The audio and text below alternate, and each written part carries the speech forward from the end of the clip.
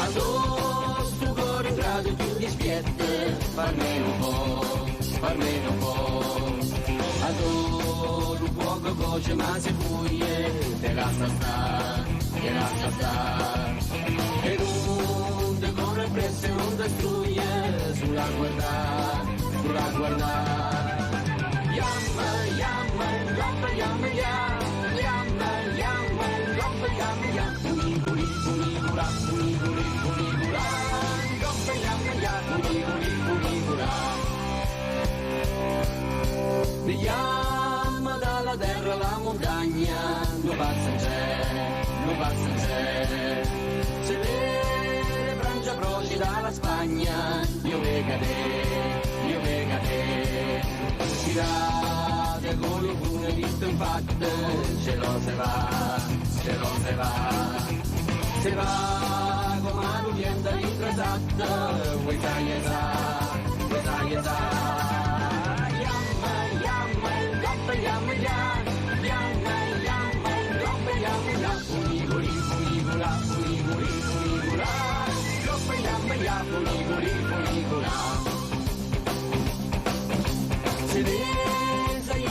Se les aiuta, la capaccia, e aiuta va a tornare poi venuta, sta sempre qua. La capa vuota, torna te. Il cuore canta sempre nuda l'orna, scusandone.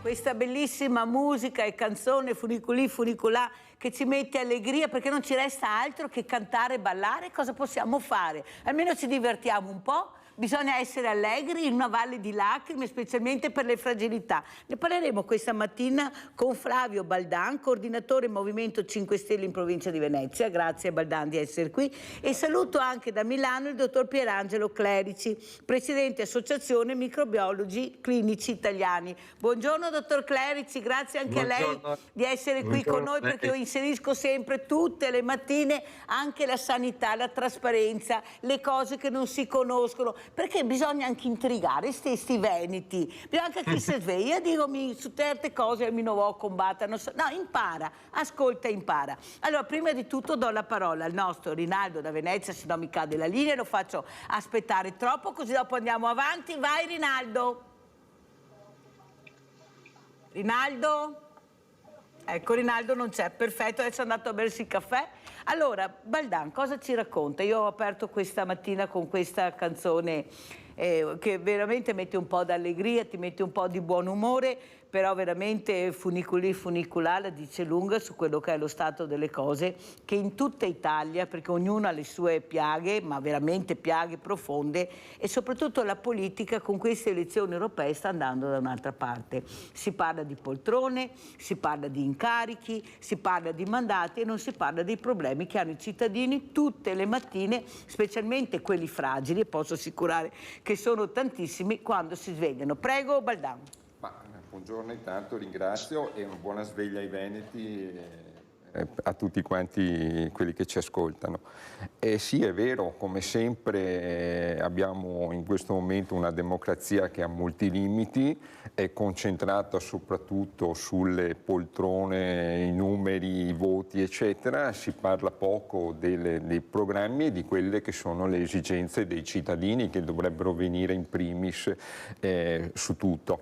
Queste elezioni europee, dal mio punto di vista, sono importantissime, segnano un passo importante, segneranno un passo importante nell'evoluzione addirittura mondiale delle situazioni, quindi sarebbe opportuno che fossimo ben concentrati su quello che andremo a votare e su cosa dovremo votare, perché stiamo andando verso una situazione, al di là delle guerre eccetera, che è molto importante e l'Unione Europea è chiamata a completarsi e a fare un salto di qualità, andare verso quegli Stati Uniti d'Europa che era un sogno di Ventottene e di Spinelli, a federarsi sostanzialmente per mettere mano a tutte quelle parti, perché fino adesso abbiamo avuto un'Unione Europea in gran parte economica, mancano tutti gli aspetti di ritorno per i cittadini, una difesa comune, un'attenzione ai territori per quanto ci sia una parte regionale anche nell'Unione Europea, e su questo dovremmo essere concentrati. Io le posso dire come Movimento 5 Stelle che noi non abbiamo parlato in questo momento di nessuna candidatura all'interno nostro, di nessuna nomina eccetera. L'unica cosa che ci siamo concentrati è il programma per le europee e su quello che vogliamo portare in ambito europeo, e su questo abbiamo dato anche, per quanto appaia scontato o diciamo in qualche modo sottostimato, abbiamo dato una parte del nostro programma agli under 36, a tutti quei giovani che adesso si approssimeranno a votare per la prima volta, per capire anche le loro esigenze e far comprendere cosa può fare l'Unione Europea per noi. Chiarissimo. Allora sentiamo Rinaldo. Ciao Rinaldo. Ciao Mirella e buongiorno ai tuoi ospiti. Innanzitutto voglio farvi i complimenti che finalmente a Treviso sei riusciti. Ciao Mirella, innanzitutto complimenti per il fatto che avete fatto riconoscere il tiramisù dei trevisani, giustamente, perché il tiramisù è trevisano, bravi, e in tutto il mondo adesso, per casa adesso non l'abbia da sopra come suo. Mi venivo alle beccarie 40 anni fa, pensati, veniva con a me, l'avvocato Agrissi, dopo che era Zanata. Veloce Rinaldo, veloce! Sì, va bene. E dopo ho detto anche di ieri che abbiamo parlato, che non ho fatto ora parlare, ti dico che non è vero che quando troviamo troppe medicine, perché quando che vado da un medico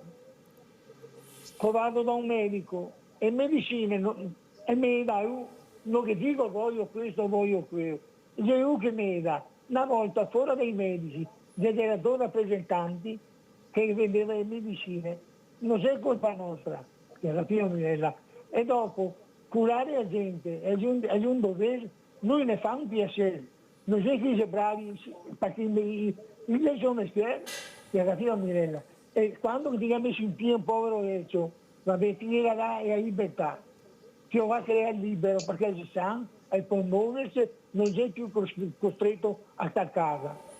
E dopo la politica fa schifo la politica, perché tutti dicono che abbiamo vinto, non abbiamo messo il popolo, ma anche a Forza Italia, cosa sia, i Fratelli d'Italia, il 24%. Grazie Rinaldo, devo andare avanti anche perché ho degli ospiti che vanno via prima, devo anche lasciarli parlare, sennò cosa serve invitarli?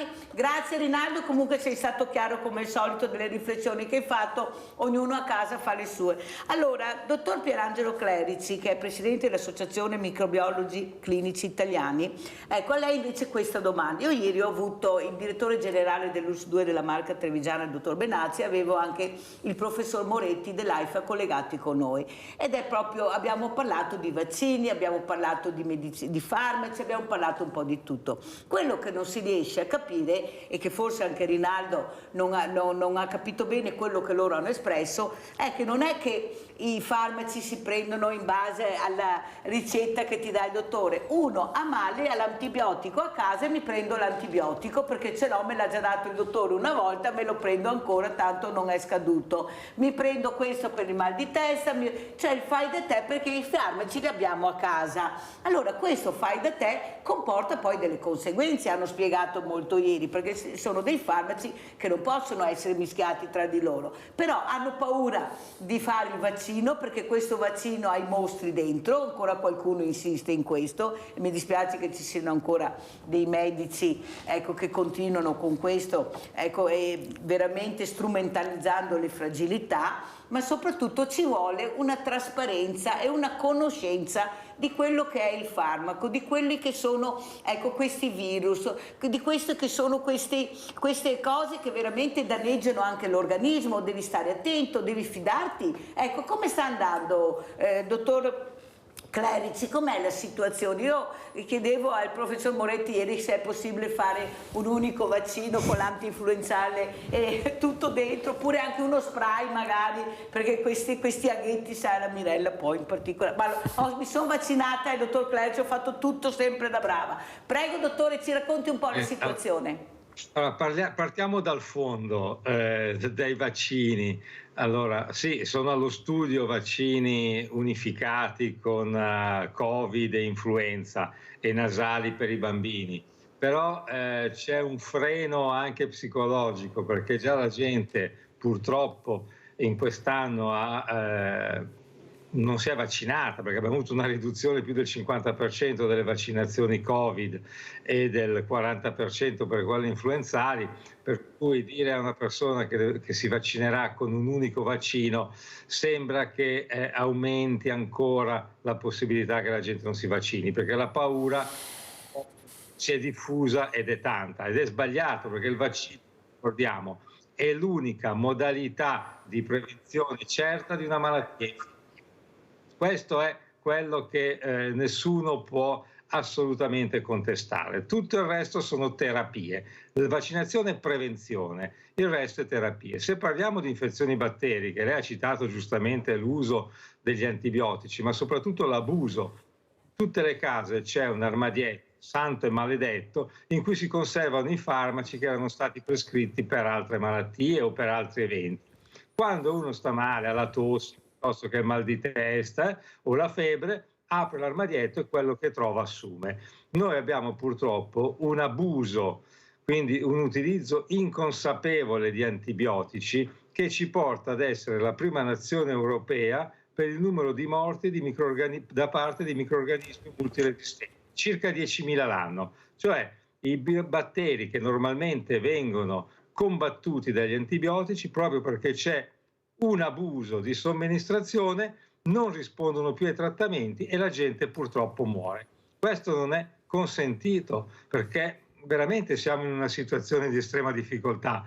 I farmaci vanno assunti solo dietro prescrizione medica. Si parla col medico, che può essere lo specialista o il medico di medicina generale, il quale spiega sulla base dei sintomi quali sono i farmaci da acquisire. E mi permetto una cosa, quando sentivo dire prima dal vostro legato da Treviso, e i medici prescrivono, ma hanno un budget di prescrizione, attenzione, non possono prescrivere a iosa, perché hanno sia per gli esami diagnostici da prescrivere, sia per i farmaci, un budget che gli viene dato dalla regione, e in quello devono farci star dentro tutte le prescrizioni per tutti i pazienti che hanno nella propria lista.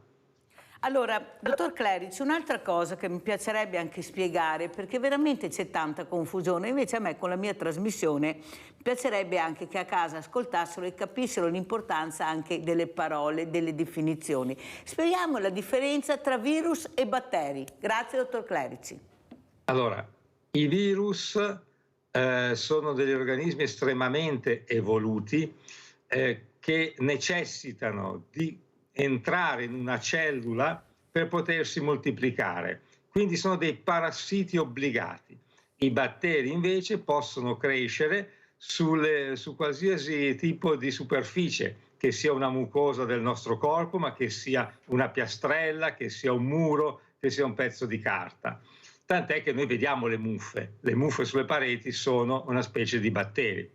Il virus, per sua caratteristica, essendo intracellulare, non può essere aggredito dagli antibiotici, quindi è inutile e dannoso assumere antibiotici per combattere un'infezione virale, come ad esempio un raffreddore, l'influenza, il Covid, il morbillo, la dengue e tutto ciò che comportano questi microrganismi. Per i batteri abbiamo gli antibiotici, ma quando si somministra un antibiotico i batteri cercano di sopravvivere a questo attacco e siccome sono miliardi basta che ne sopravvivano 2, questi si moltiplicano e quindi diventano resistenti e quel farmaco che noi abbiamo somministrato non è più efficace. Ma mi raccomando, infezioni virali, no antibiotici. Questo deve essere scolpito nella pietra, in tutte le case.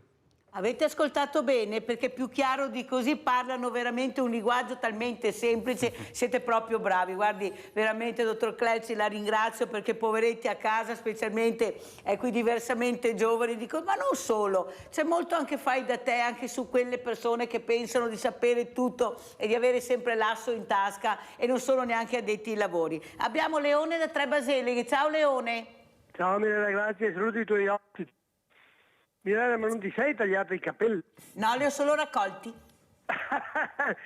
No, volevo ridere un po'. Hai fatto bene. Senti Mirella, volevo rivolgermi all'esponente dei 5 Stelle che Prego. hai. Allora, Conte, il segretario del partito, è stato Presidente del Consiglio in questo paese. E quando è stato il Presidente del Consiglio ha parlato spesse volte con Putin, perché Putin lo chiamava per lamentarsi che l'Ucraina non stava rispettando i patti di Minsk.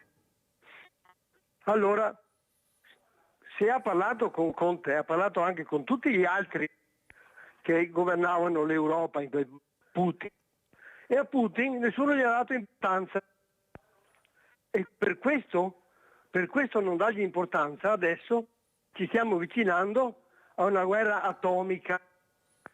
Adesso vi voglio dire che la Russia, da quando è incominciata la sua storia, la sua civilizzazione russa, nel 500 d.C. è stata invasa dai mongoli, dai vichinghi, dai polacchi, dagli ungarici, dagli austro-ungarici, dalla Francia, dalla Germania e dall'Italia. È stata invasa da tutti. Quante volte la Russia è venuta a invadere l'Europa? Mai. Lavrov ha detto noi non vogliamo invadere l'Europa perché la Russia è il paese più grande al mondo e noi non vogliamo essere più grandi di quello che siamo. Però siccome noi andiamo sempre alla Russia, adesso la Russia si è arrabbiata e fa bene. Io intanto, Mirella, mi sono comprato una grammatica di... Ciao Mirella, grazie. Grazie anche a Leone, prego Baldano. Ma guardi, Presidente Conte, noi ha governato, ma ormai sono passati anche più di 3 anni, eccetera, ed erano altre situazioni, sapevamo che esistevano dei problemi, sono stati sicuramente sottovalutati su quelle che erano le minacce in un primo momento della Russia, poi ovviamente l'invasione è avvenuta successivamente e quindi questo ha cambiato completamente tutte le cose. Io dico però una cosa molto semplice. In Europa abbiamo avuto solamente 2 guerre, no? Il mondo ha sempre avuto guerre, in Europa ne abbiamo avute 2. C'è un problema, le 2 guerre europee sono state le più sanguinose al mondo, che hanno comportato più perdite di vittime umane in tutte le guerre mondiali. E quindi su questo noi abbiamo il dovere, come Europa, come Italia soprattutto, di andare a mettere fine o di trovare una soluzione a un conflitto che si sta inasprendo sempre di più e, come diceva il telespettatore, ci sono rischi anche di guerre mondiali. Ora, se le risposte che dà il governo sono no inviare truppe, no andare a negoziare, no fare niente e lasciare questa situazione, è una situazione pericolosa che sicuramente può degenerare sotto molti punti di vista. Noi come movimento lo stiamo ripetendo da tempo, lo sta ripetendo il Presidente Conte, siamo a favore e dovremmo trovare una soluzione di negoziato. Poi capisco bene che anche l'Europa purtroppo è un vulnus e vedremo se sarà colmato, non ha una difesa comune, quindi ognuno va e in qualche modo non ha una rappresentanza da questo punto di vista forte, perché l'alto rappresentante non ha quel potere di rappresentanza di tutti i paesi dell'Unione così forte da negoziare e si fa fatica, però l'Unione Europea una risposta importante la deve dare e trovare una soluzione ampiamente sotto questo profilo. Quello che non si riesce a capire però, Baldan, è che già la natura ha le sue guerre. Certo, sì. E sono anche guerre a macchia di leopardo, i tsunami, i terremoti, le pandemie. Perciò i grandi della terra, invece di investire sempre su queste armi, ormai basta che schiaccino un bottone e non ce n'è più per nessuno, perché questa è la verità. Anche la guerra nucleare che si sente ventilare, cioè vincitori non ce ne sarà nessuno, non è da dire che rimanga uno e che guerra vinca. Tendenzialmente si perde. Perciò siamo già a posto con questo. Quello che non si riesce a capire è che il potere, perché è quello, dà la testa indipendentemente a chi ce l'ha, piccolo, medio, grande, enorme. Questo potere li annebbia talmente il cervello a questi, perché basterebbe vedere cosa si potrebbe fare, dove si dovrebbe investire, di cosa hanno bisogno i paesi. E invece no. Per il vile denaro, per il vile potere si distrugge l'umanità. Questa è la verità. È inutile che ce la giriamo. Allora, siccome la torta è una torta meravigliosa, piena di pietre preziose, di tutto e di più, se la dividono, ma questa torta sta diventando sempre più piccola perché mangia ed è qua il problema. Allora, io sono forte e potente, perciò adesso tocca a me, però se riesco mi mangio anche quel pezzetto tuo perché sei piccolino, non può funzionare così. Perché noi abbiamo, ad esempio, il dottor Pierangelo Clerici, presidente, ripeto, Associazione Microbiologi Clinici Italiani, questi ricercatori, questi scienziati che ce la stanno mettendo tutta per salvare l'umanità. È questo che non si riesce a capire. Però nella bilancia, più che salvare l'umanità, è il potere, tenere questo potere che non si riesce a capire poi tutti questi soldi dove vanno e cosa se ne faranno, perché alla fine vanno sulle tasche di pochi a scapito di molti altri. Allora io penso che anche noi dobbiamo reagire intanto andando a votare, partecipare, intanto non condannare sempre l'Europa, visto che in Europa abbiamo i nostri parlamentari, svegliatevi e cercate di votare le persone per bene che ce ne sono e brave, perché se a uno bravo viene un mal di pancia senza far nomi, non è che crolla il mondo, ce n'è un altro, ne abbiamo molti di bravi. Allora, dottor Clerici, ecco questa sordità, questo non voler capire invece l'importanza di investire nella ricerca, perché là noi abbiamo una tecnologia avanzatissima, però abbiamo delle falle enormi, cioè sì è vero, però non si investe abbastanza nella ricerca. Però quando i grandi della terra hanno preso paura con questo Covid, perché avevano paura di morire, si sono messi tutti assieme, hanno investito, hanno fatto rete, in pochissimo tempo sono arrivati i vaccini. È vero o non è vero, dottor Clerici? È verissimo quello che dice. Abbiamo avuto la dimostrazione con investimenti importanti da parte soprattutto degli Stati Uniti, che hanno consentito alla ricerca di sviluppare il vaccino in 8 mesi, cosa mai capitata, perché in genere ci volevano 8 anni. Per cui è la dimostrazione che se si vuole si può. Ma la ricerca deve essere vista in un'ottica di prevenzione, e purtroppo quando si studia un farmaco o dei meccanismi di prevenzione i risultati si hanno a distanza. Il politico non può aspettare, deve avere risultati immediati, perché in un paese come il nostro, ad esempio, dove si vota ogni 3 mesi, ogni 6 mesi, è chiaro che se non hai da spendere un risultato è inutile che tu finanzi quell'idea. E la prevenzione purtroppo paga questo scotto, l'investimento non è a saldo immediato. Lo vediamo, ne parlavamo prima sugli antibiotici. Gli antibiotici, i farmaci che somministrati una volta risolvono il problema e nessuno investe su un farmaco che non prendi per tutta la vita, come può essere un farmaco antiipertensivo, un farmaco per il diabete.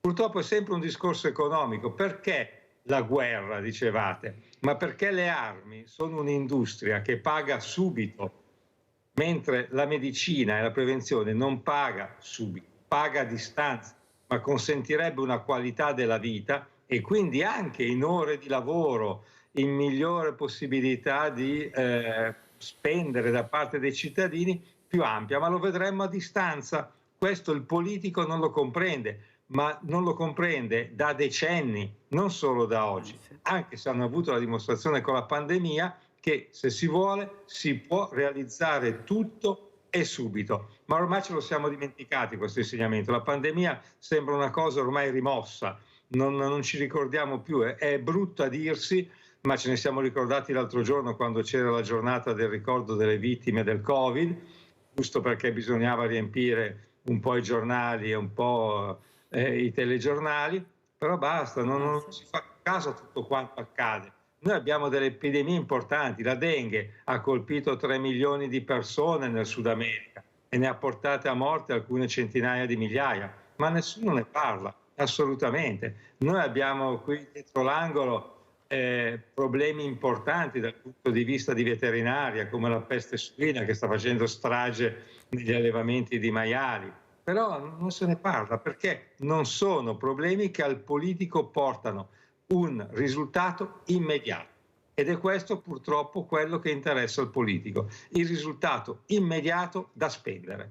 Allora, infatti io ho anche questi servizi, però so che lei ci deve lasciare alle 45, perciò le faccio alcune domande, perché intanto per me è un onore avervi ospiti, perché veramente cercate di far capire quali sono le vere importanze, le strategie anche da adottare, gli investimenti per fare prevenzione, ma proprio, guardi, mi dispiace dirglielo Presidente, non sentono proprio, tanto è vero che avevo il dottor Frezza l'altro giorno con degli apparecchi acustici meravigliosi che fanno veramente ai sordi riacquistare l'udito, perciò pensate che meraviglia. Ho detto che forse se me ne dà qualcuno lo porto a Roma al governo, in Parlamento, che forse è meglio, che così chissà qualcuno riesca. Però la mia domanda è anche questa: cos'è che vi fa più paura, Presidente Clerici, dopo questa pandemia? Perché noi abbiamo parlato appunto abbiamo parlato di batteri, di virus, ma i virus sono veramente pericolosissimi, ma se non si fa abbastanza prevenzione, se non si continua a investire come ha detto lei,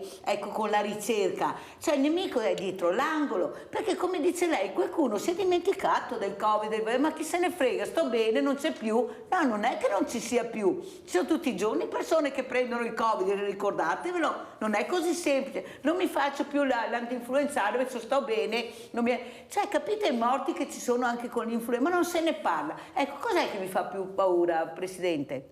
Sicuramente oggi quello che ci preoccupa maggiormente come microbiologi, come sentinelle di quello che accade nel mondo infettivologico, sono le malattie virali trasmesse da animali, le antropozoonosi, perché quando un virus che alberga normalmente in un animale fa il salto di specie e può infettare l'uomo, a quel punto la situazione diventa devastante. Noi abbiamo coniato un termine, l'ha coniato l'OMS, l'hanno coniato tutti, che è la malattia X, incognita, su cui stiamo cercando di capire la eventuale provenienza, perché siamo molto molto preoccupati che quello che è accaduto con la pandemia possa ripresentarsi.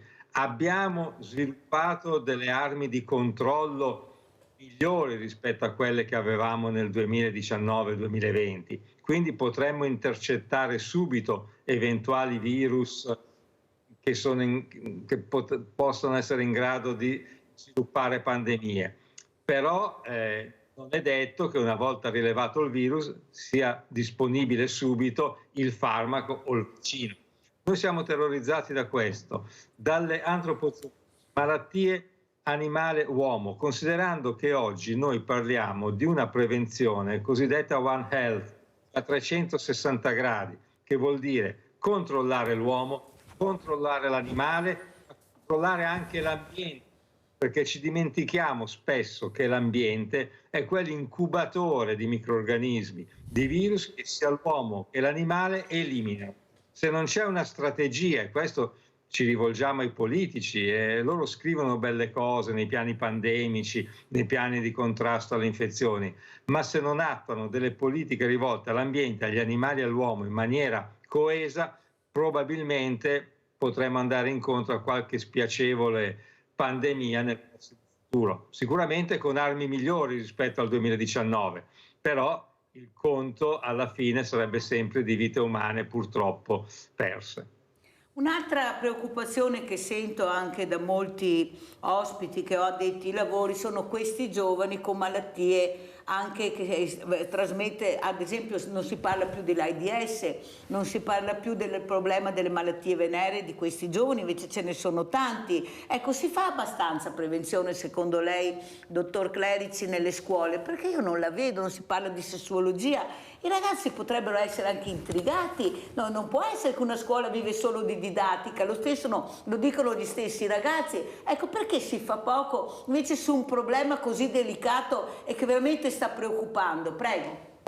Il problema esiste, tant'è che l'Europa ha previsto per il 2026 una campagna importante di contrasto alle malattie sessualmente trasmissibili, perché c'è stato un incremento post-pandemia di circa il 70% per alcune di queste patologie, dall'HIV, quindi dall'AIDS, alla sifilide, dalla gonorrea e alla clamidia. Qual è il problema dell'istruzione nelle scuole? Che fino a 18 anni tu non puoi fare educazione sessuale nelle scuole se non c'è il consenso da parte dei genitori.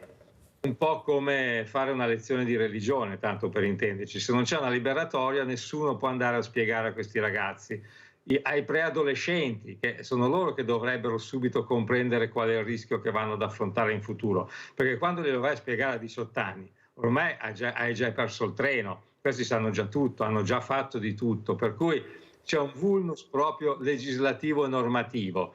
Noi cerchiamo attraverso i mezzi di diffusione e di informazione, a livello di scuole medie inferiori, quindi di preadolescenzi, c'è proprio un blocco istituzionale che bisognerebbe cercare di scardinare. Allora non dico che debba essere una materia obbligatoria, ma all'interno dei piani di studio dovrebbe essere previsto obbligatoriamente un piccolo slot, anche solo di 4 ore in un anno accademico, per spiegare a questi ragazzi i rischi. Adesso, un dato banale, proprio le prossime Olimpiadi verranno inondati paesi italiani dove si svolgeranno nel 2026 le Olimpiadi invernali di preservativi. C'è già una campagna ad hoc. Perché? Perché la Francia, che ospita le Olimpiadi quest'anno, ha già previsto la distribuzione di milioni di preservativi nelle località in cui si svolgeranno le gare. È una modalità che, se vogliamo, può far sorridere, ma è una modalità corretta. Così la gente inizia a parlarne, inizia a conoscere e inizia a prevenire, ad affrontare il problema. Allora, sentiamo anche il politico come commenta queste parole molto importanti del dottor Clerici, che non finirò mai di ringraziare perché veramente sanno spiegare. Ma è possibile che la politica non li ascolti? Ma questi sono persone veramente che dovrebbero sedersi ai tavoli istituzionali e dare là. Cosa ne facciamo di 4 politicanti che sanno solo litigare e investire sulle armi? Prego Baldan, poi salutiamo anche il dottor Clerici, ma voglio un commento suo. Condivido pienamente quello che dice il dottor Clerici. Non potrebbe essere diversamente. È vero, manca in questo paese, ma manca anche in altre situazioni, eccetera, una cultura della prevenzione e del fare prima le cose. Lo vedremo anche, qui abbiamo parlato in ambito dal punto di vista farmaceutico, eccetera. Lo vediamo anche in ambito ambientale, cioè qui siamo in una regione, ma c'è, non so se il dottore è in Lombardia, eccetera, un'altra regione estremamente cementificata d'Europa, dove si è costruito senza prevenzione, e adesso si cominciano a fare le cose perché si vedono i disastri che arrivano e si cerca di mettere rimedio. Ma le cose vanno fatte prima, non si possono fare in corso d'opera o successivamente, perché poi i rischi aumentano continuamente. Concordo perfettamente sul discorso, quel famoso, la possiamo riassumere in un discorso di educazione civica, ma noi abbiamo bisogno anche di una scuola che evolve e di un'educazione civica che evolve sotto vari aspetti. Il dottore segnalava l'aspetto sessuale eccetera, l'aspetto finanziario, l'aspetto economico, ce ne sono tanti aspetti, dobbiamo iniziare a cominciare a cambiare le cose perché il mondo è cambiato, e quindi sotto questo profilo ha perfettamente ragione. Purtroppo la politica risponde sempre tardi, e quando risponde in un modo che è determinato più dalla pancia che dalla logica. Dal consenso anche che possono io dico avere dalla nella pancia decisione, per non, invece dico certo, dal consenso, la certamente famosa sì. ecco, crocetta. Quando Livio, veloce perché devo salutare il dottor Clerici, vai! Sì, ciao Mirella, Ciao. un saluto al rappresentante del Movimento 5 Stelle e anche al professor Clerici, al quale volevo porre una domanda. Dunque, professore, all'inizio della pandemia del Covid si parlava molto di quali erano le origini di questo virus. Tanti dicevano è stato creato in laboratorio, oppure è sorto perché c'era poca igiene in quello dove facevano da mangiare in Cina, eccetera. Però non si è scoperto la vera ragione Molto chiaro, Covid. Livio, devo chiudere perché comunque la domanda l'hai fatta, che il professore deve anche andare via, però meriti una risposta. Prego, professor Clerici. Allora, le ultime indicazioni ci confermano che questo virus fa parte di quelli che dicevamo prima, quelli che albergano negli animali senza creare problemi, ma nel momento in cui passano all'uomo creano gravi problemi. Quindi c'è stato il salto di specie. È ormai decaduta l'ipotesi di aver creato in laboratorio e poi perso per strada questo virus, per un semplice motivo, che se una nazione come la Cina cercasse di costruire in laboratorio un virus del genere, ma come tutte le nazioni, come tutti i paesi, attuerebbe delle misure di sicurezza tali per cui non potrebbe diffondersi, perché i primi a morire sarebbero loro. Per cui questa la scartiamo perché oggettivamente è impossibile. Ma abbiamo dimostrato che nei pipistrelli e in alcuni animali il SARS-CoV-2 c'è, esiste nei mustelidi e ha fatto il salto di specie. Se si va a fare la genomica, parliamo di cose complesse, ma se andiamo a tipizzare il codice genetico del virus che abbiamo trovato negli umani, è identico a quello che era presente negli animali, e questa è la dimostrazione certa che purtroppo c'è salto di specie, ed è quello su cui dobbiamo combattere oggi, evitare che i virus si trasferiscano dall'animale all'uomo, perché in questa situazione noi saremmo assolutamente scoperti, almeno nelle prime fasi dell'infezione. E aggiungiamo, professor Clerici, lo dico io, che si vaccinino le persone che hanno ancora dubbi, ecco, tramite naturalmente il loro medico. Ecco, la vaccinazione non solo per il Covid, ricordiamo che ci sono le vaccinazioni dell'infanzia, ci sono le vaccinazioni contro l'HPV, ci sono le vaccinazioni contro tantissime malattie, ed è sicuramente l'unica, e lo sottolineo per l'ennesima volta, modalità di prevenzione per evitare di contrarre una malattia infettiva. Tutto il resto è terapia, cioè dopo l'infezione e quando si tratta un paziente può andare bene, ma purtroppo può andare male. Se preveniamo, invece, abbiamo la quasi certezza di andare sempre in una direzione ottimistica. Grazie a Pierangelo Clerici, Presidente Associazione Microbiologi Clinici Italiani, di essere stato con noi, veramente grazie, ma grazie per come ha spiegato. Io penso che sia d'accordo anche Baldan, più di così cosa possono fare, una spiegazione semplicissima, veramente grazie, buon lavoro, buona Pasqua e grazie di essere stato con noi. Grazie, buona Pasqua a tutti i veneti. Grazie, pubblicità.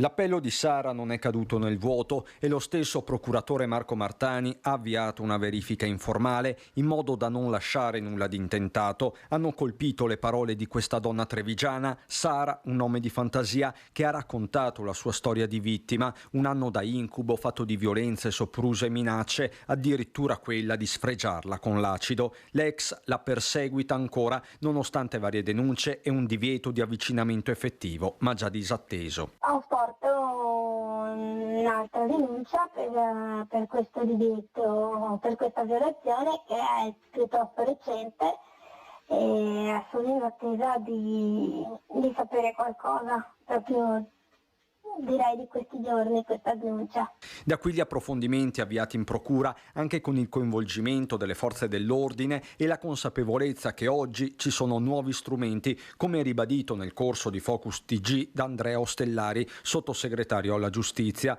Lo stesso Ostellari ribadisce un concetto contenuto nella lettera di Sara: siamo persone, non fascicoli, le parole usate dalla donna. Certo, stiamo parlando di persone e non di fascicoli, questo lo sappiamo bene e noi come Parlamento, guardi, di recente, proprio era a fine di novembre dell'anno scorso, siamo riusciti a dare un segnale che secondo me è molto importante, che è quello di una legge che ha potenziato il cosiddetto codice rosso, lo ha reso ovviamente più vincolante, ha dato alle forze dell'ordine e alla magistratura degli strumenti che sono più incisivi. Lo Stato sa da quale parte stare, noi siamo quindi consapevoli che questo è uno degli obiettivi che dobbiamo raggiungere e se ci sarà bisogno di intervenire ancora da un punto di vista normativo noi non ci sottrarremo.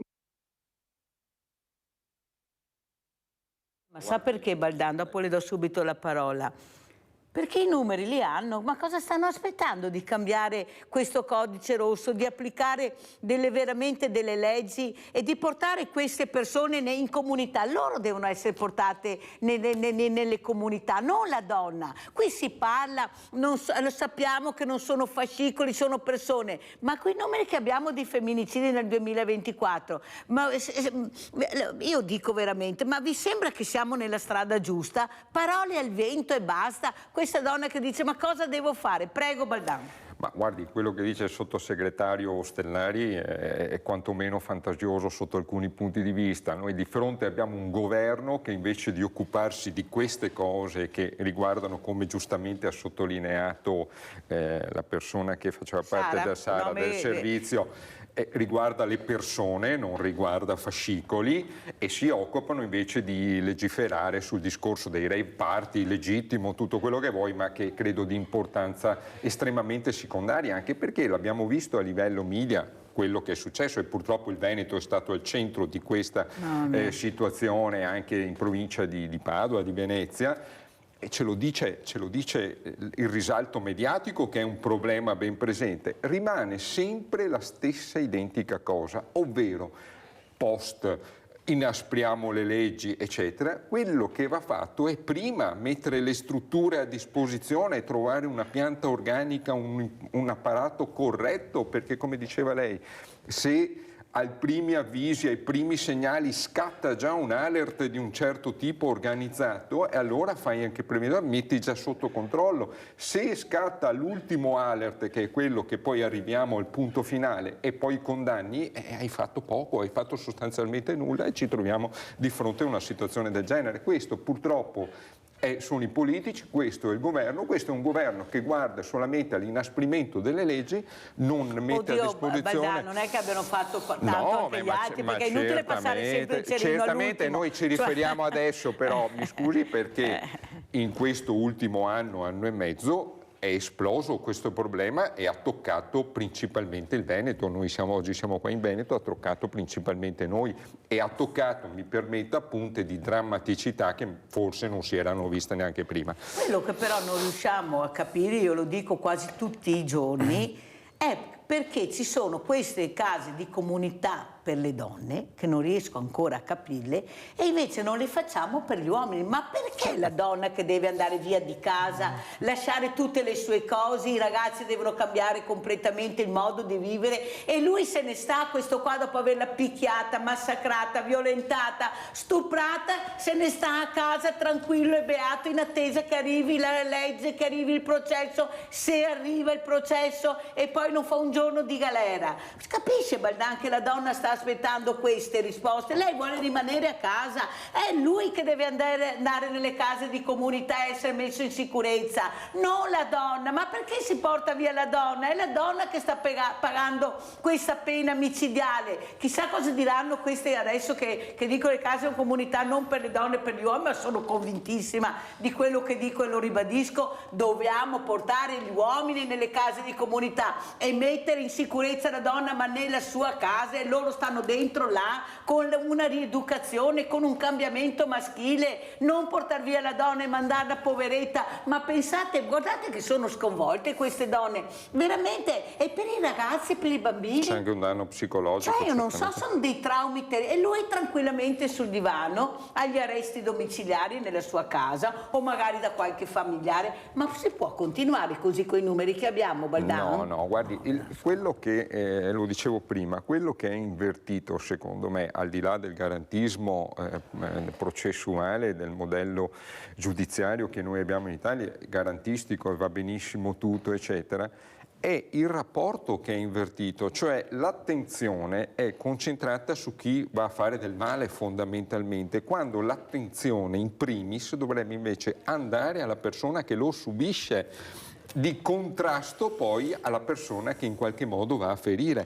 Quindi prima dovrebbe scattare la protezione e poi andare a colpire successivamente colui che agisce da quel punto di vista. E invece si pensa dal punto di vista legislativo, dal punto di vista del pensiero politico, che una volta scattato l'ale blocchiamo la persona che sta danneggiando la parte maschile, di solito fondamentalmente, e tenendo sotto controllo lui lì, male ovviamente, perché abbiamo visto i risultati, si risolve l'altro problema, considerando tutti anche i danni psicologici che lei diceva, perché ci sono impatti, è chiaro che se un primo impatto, anche se uno solo, è devastante, rimane ovviamente da quel punto di vista. Eppure succede esattamente questo, manca sempre questo raccordo in cui ovviamente per quelle che sono le normative, ma non si riesce a trovare normative un po' diverse e un po' nuove da innescare un cambio di procedimento, si colpisce l'autore eccetera, ma quando avvengono queste cose ormai sono situazioni che sono già verso la fine. Mi scusi Baldan, ma questa proposta che faccio io,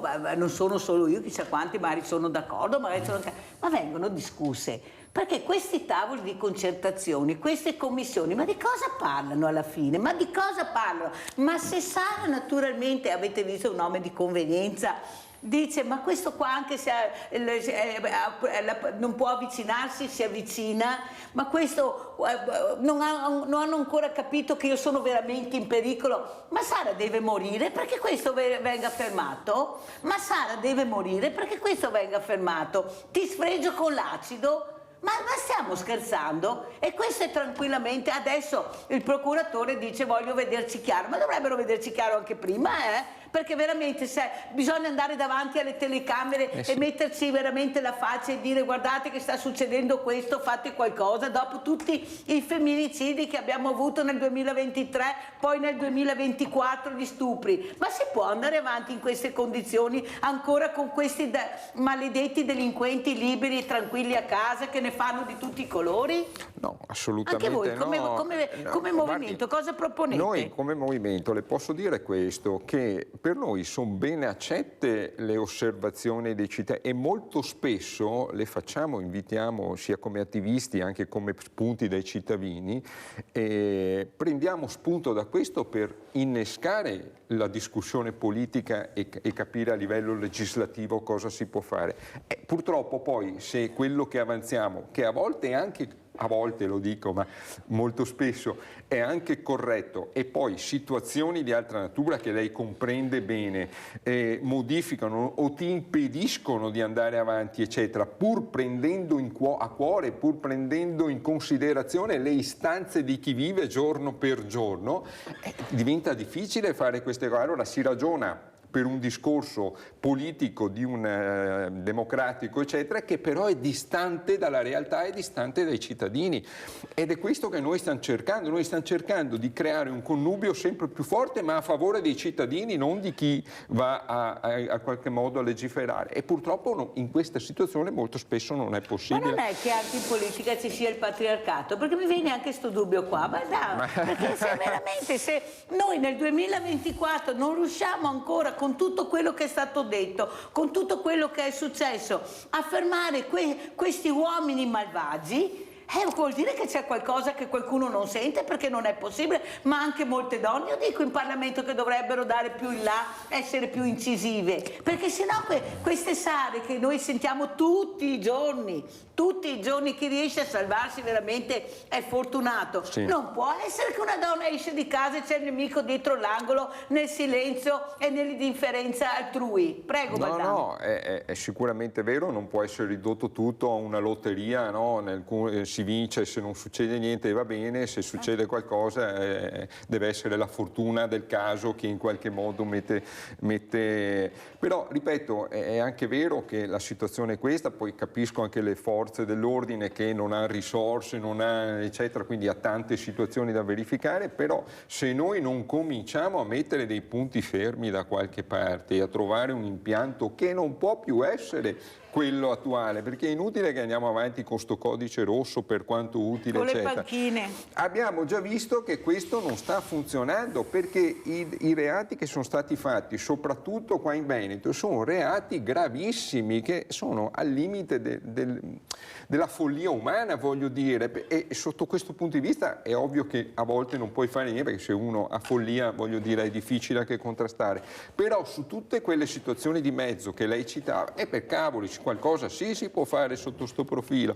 Se ci stiamo muovendo noi, ma lo dico noi in senso di genere, come a maggior ragione ascoltiamo anche le donne ovviamente sotto questo profilo, però voglio dire, ci scontriamo spesso con retorica che va avanti e continua ad andare avanti, e ci troviamo di fronte poi ai casi che accadono, e quando accadono ti dispiace la commozione del momento, il risalto mediatico del momento, e poi tutto ritorna, non solo ritorna ad essere quello che è, ma quello che è scandalizzante sono i tempi con cui vai a rispondere, cioè sono tempi lunghissimi che fa ora succedere tante altre cose. Abbiamo Mirella da Riese. Ciao Mirella. Sì, buongiorno a tutti. Volevo dire una cosa di queste persone separate e dopo femminicidi che succedono.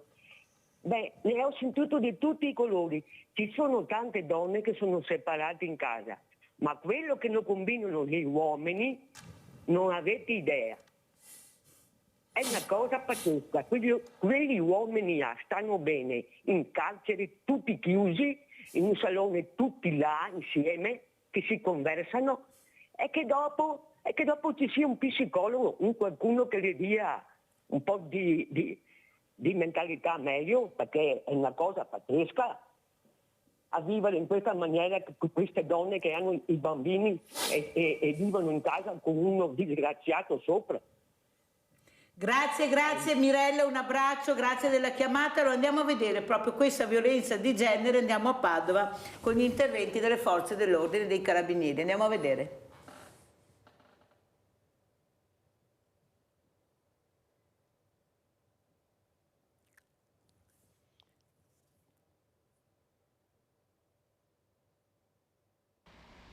Dal 1° gennaio sono già stati 70 gli interventi dei carabinieri in tutta la provincia di Padova per questioni di violenza sulle donne, maltrattamenti e stalking. In 7 casi il responsabile è stato arrestato, per 16 uomini è stato emesso un divieto di avvicinamento o dell'obbligo di presentazione alla polizia giudiziaria. In 63 casi gli autori sono stati denunciati. Il dato allarmante, ma che allo stesso tempo dimostra come ci sia una maggiore consapevolezza delle vittime che denunciano sempre più spesso maltrattamenti e violenza, è stato discusso in un un corso di formazione dedicato ai carabinieri del Comando Provinciale di Padova, che ha affrontato tutti gli aspetti del codice rosso, nonché la parte importante dell'aspetto psicologico di primo supporto e protezione delle vittime.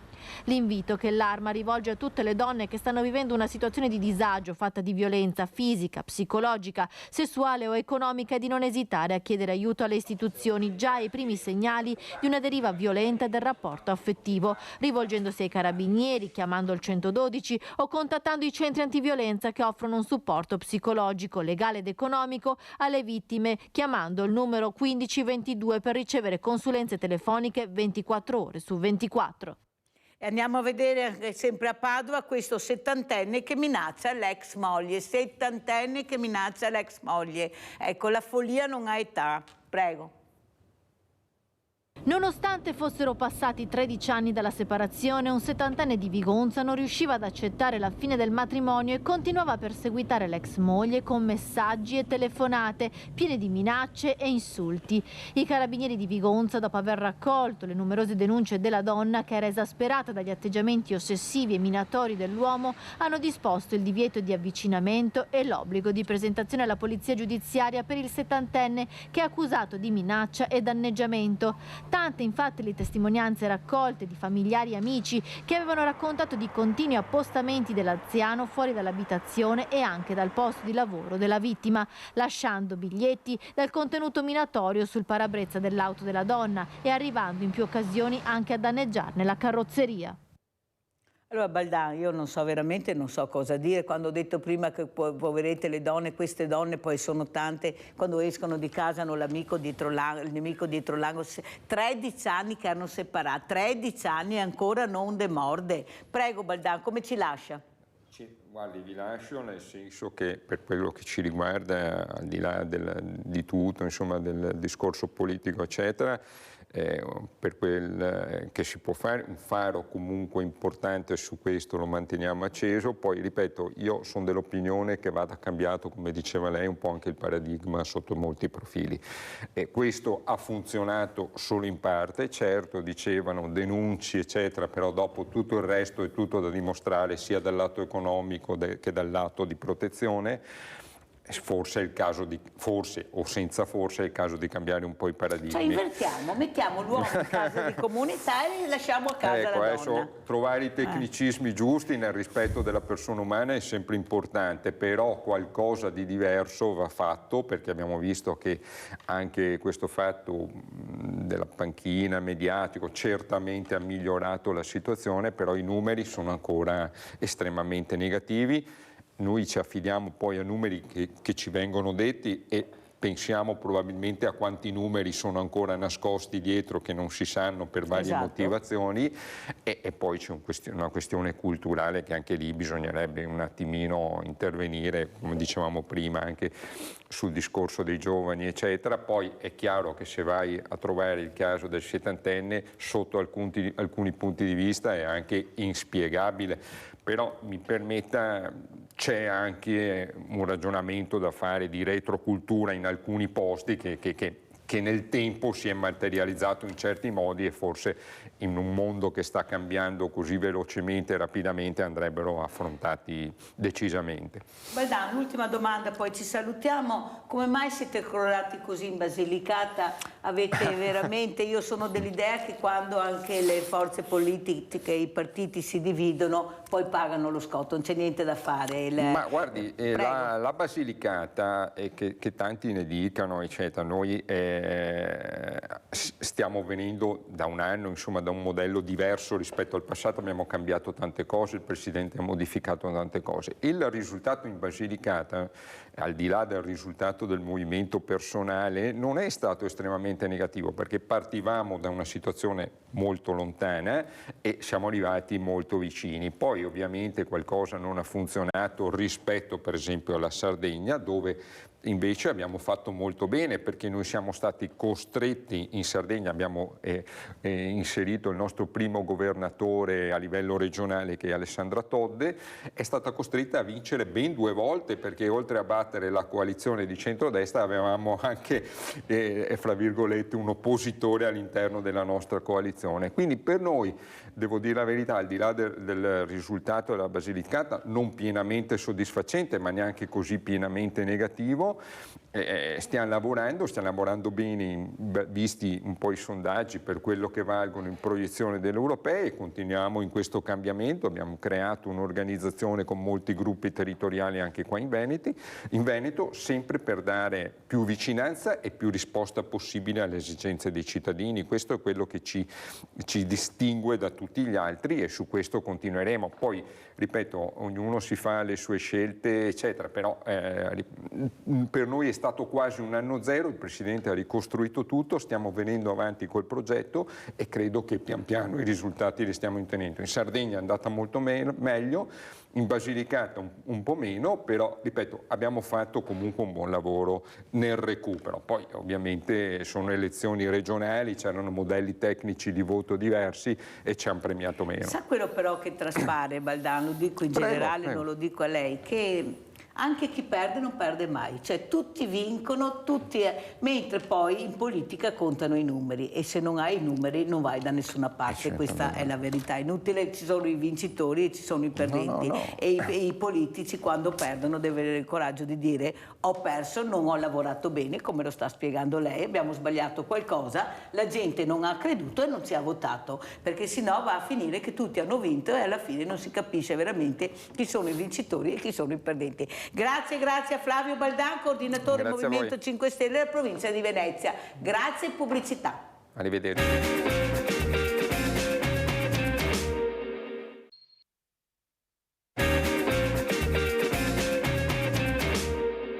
Ma io insisto su quello che è la mia posizione. Prima di parlare della giustizia, che è una reazione appunto giusta, che però viene dopo i fatti. Nel caso degli incidenti stradali avviene dopo che c'è stata una vittima, dopo che sia un ferito, che sia una persona resa incapace o che addirittura sia deceduto. Quindi il compito e lo sforzo maggiore che dovremmo fare è quello di creare una educazione, una cultura della sicurezza in maniera non di dover intervenire dopo, ma di evitare che tutti questi, soprattutto giovani, perdano la loro vita sull'asfalto. Dottor Fojadelli, lei quando è stato ospite a Sveglia Veneti ha sempre dichiarato non sono le strade pericolose, cerchiamo di capire che la gente deve rispettare il codice della strada, soprattutto la velocità, non i telefonini, le strisce pedonali, gli attraversamenti. Cosa vuole dire? Ma è ovvio che l'unica cosa pericolosa a questo mondo è il cervello dell'uomo quando non lo facciamo funzionare bene. Quindi la disciplina significa avere coscienza di quella che è la situazione e adeguarsi alle norme e alla situazione concreta. È una questione che dovrebbe essere elementare, che soprattutto dovremmo riuscire a insegnare ai più giovani che saranno coloro che poi saranno i responsabili della circolazione. Ma bisogna insegnarlo ai giovani, ma mi permettete di dire che bisogna insegnarlo anche agli adulti, che purtroppo per quello che io posso vedere ci sono un sacco di persone dalle quali mi aspetterei prudenza e saggezza che invece mancano totalmente di ogni prudenza. Un argomento ben doloroso, come possiamo capire e vedere e soffrire attraverso le voci di coloro che hanno perduto una persona cara. E io vorrei anche dire una cosa, non sono qua come rappresentante di quella magistratura contro la quale, e io lo capisco, voi in fondo chiedete qualche cosa di diverso rispetto a quello che si ottiene, cioè giustizia, o meglio punizione proporzionata alla gravità della colpa di chi ha tolto una vita e non solo ha tolto la vita alla vittima, ma ha gettato nello sconforto irrimediabile che dura un'intera vita coloro che affettivamente erano legati a questa vittima.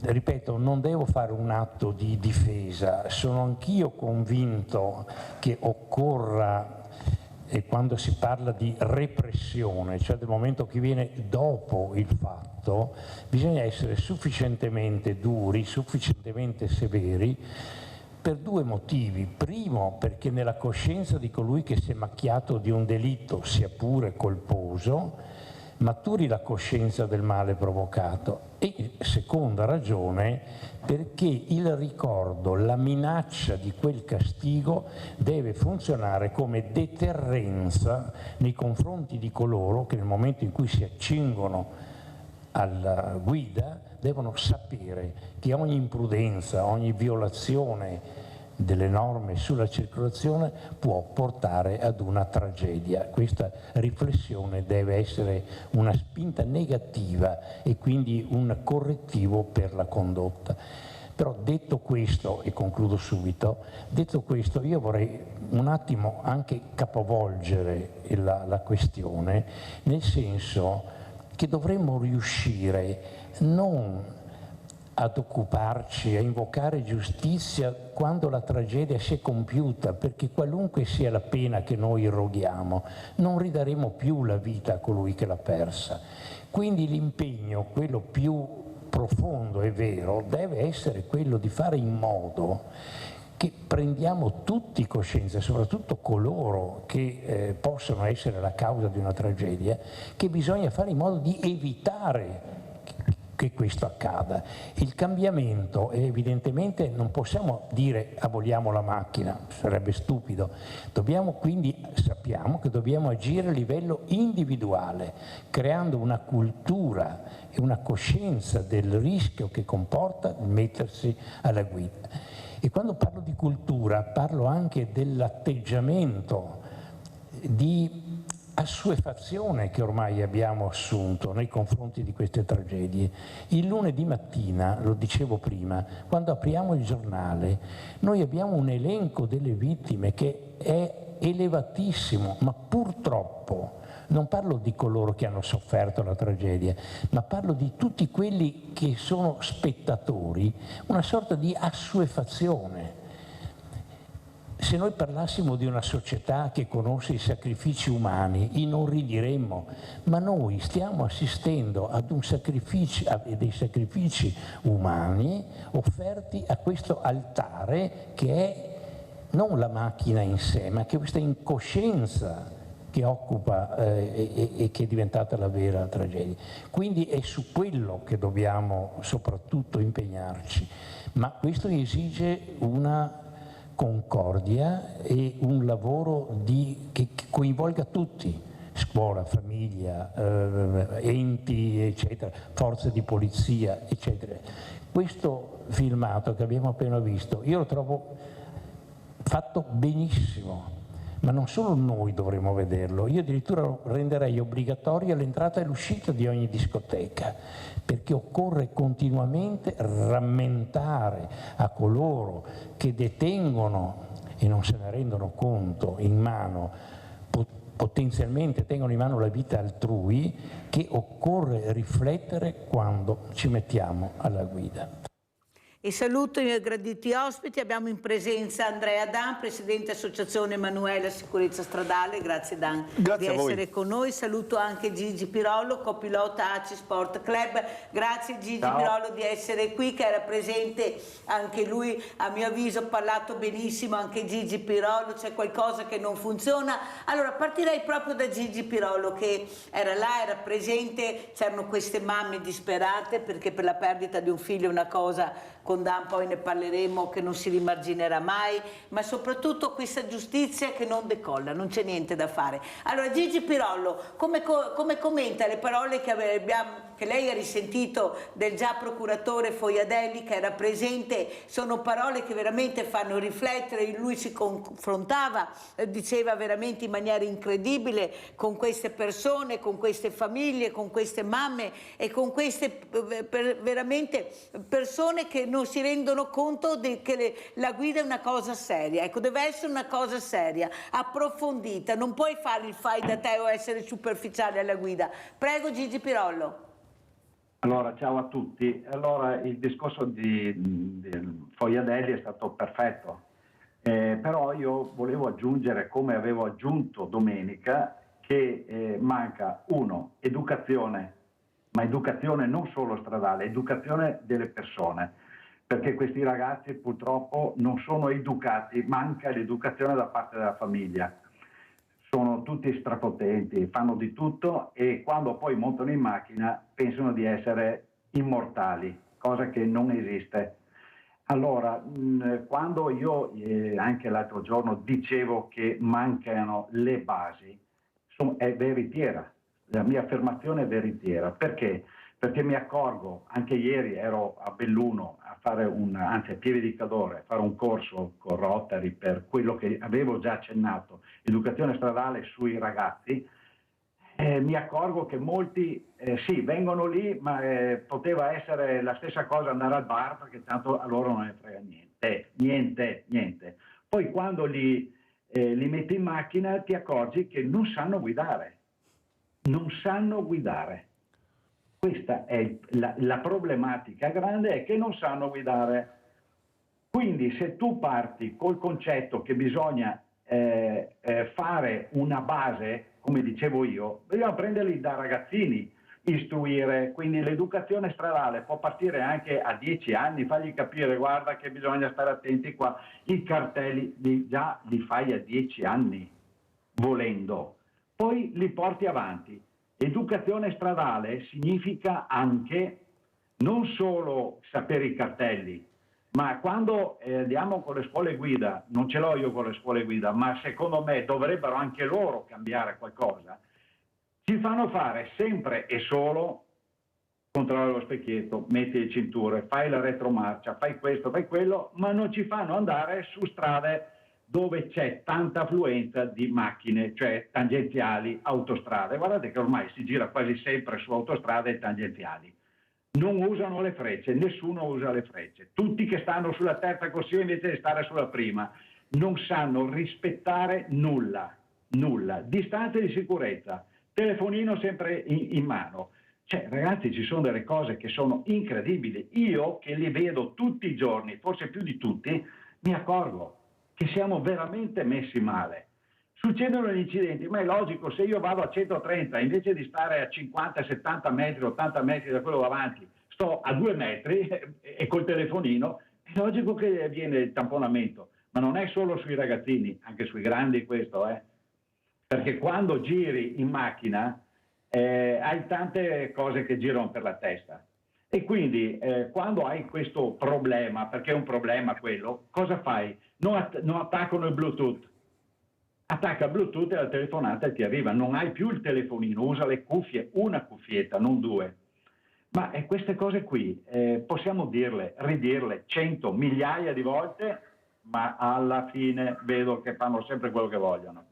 Grazie Gigi Pirollo di questa spiegazione molto importante, un addetto ai lavori, una persona competente, ma anche lui dice qui qualcuno non ascolta. Allora Andrea Dan, Associazione Manuel Sicurezza Stradale, come commenta queste parole? Allora, intanto grazie.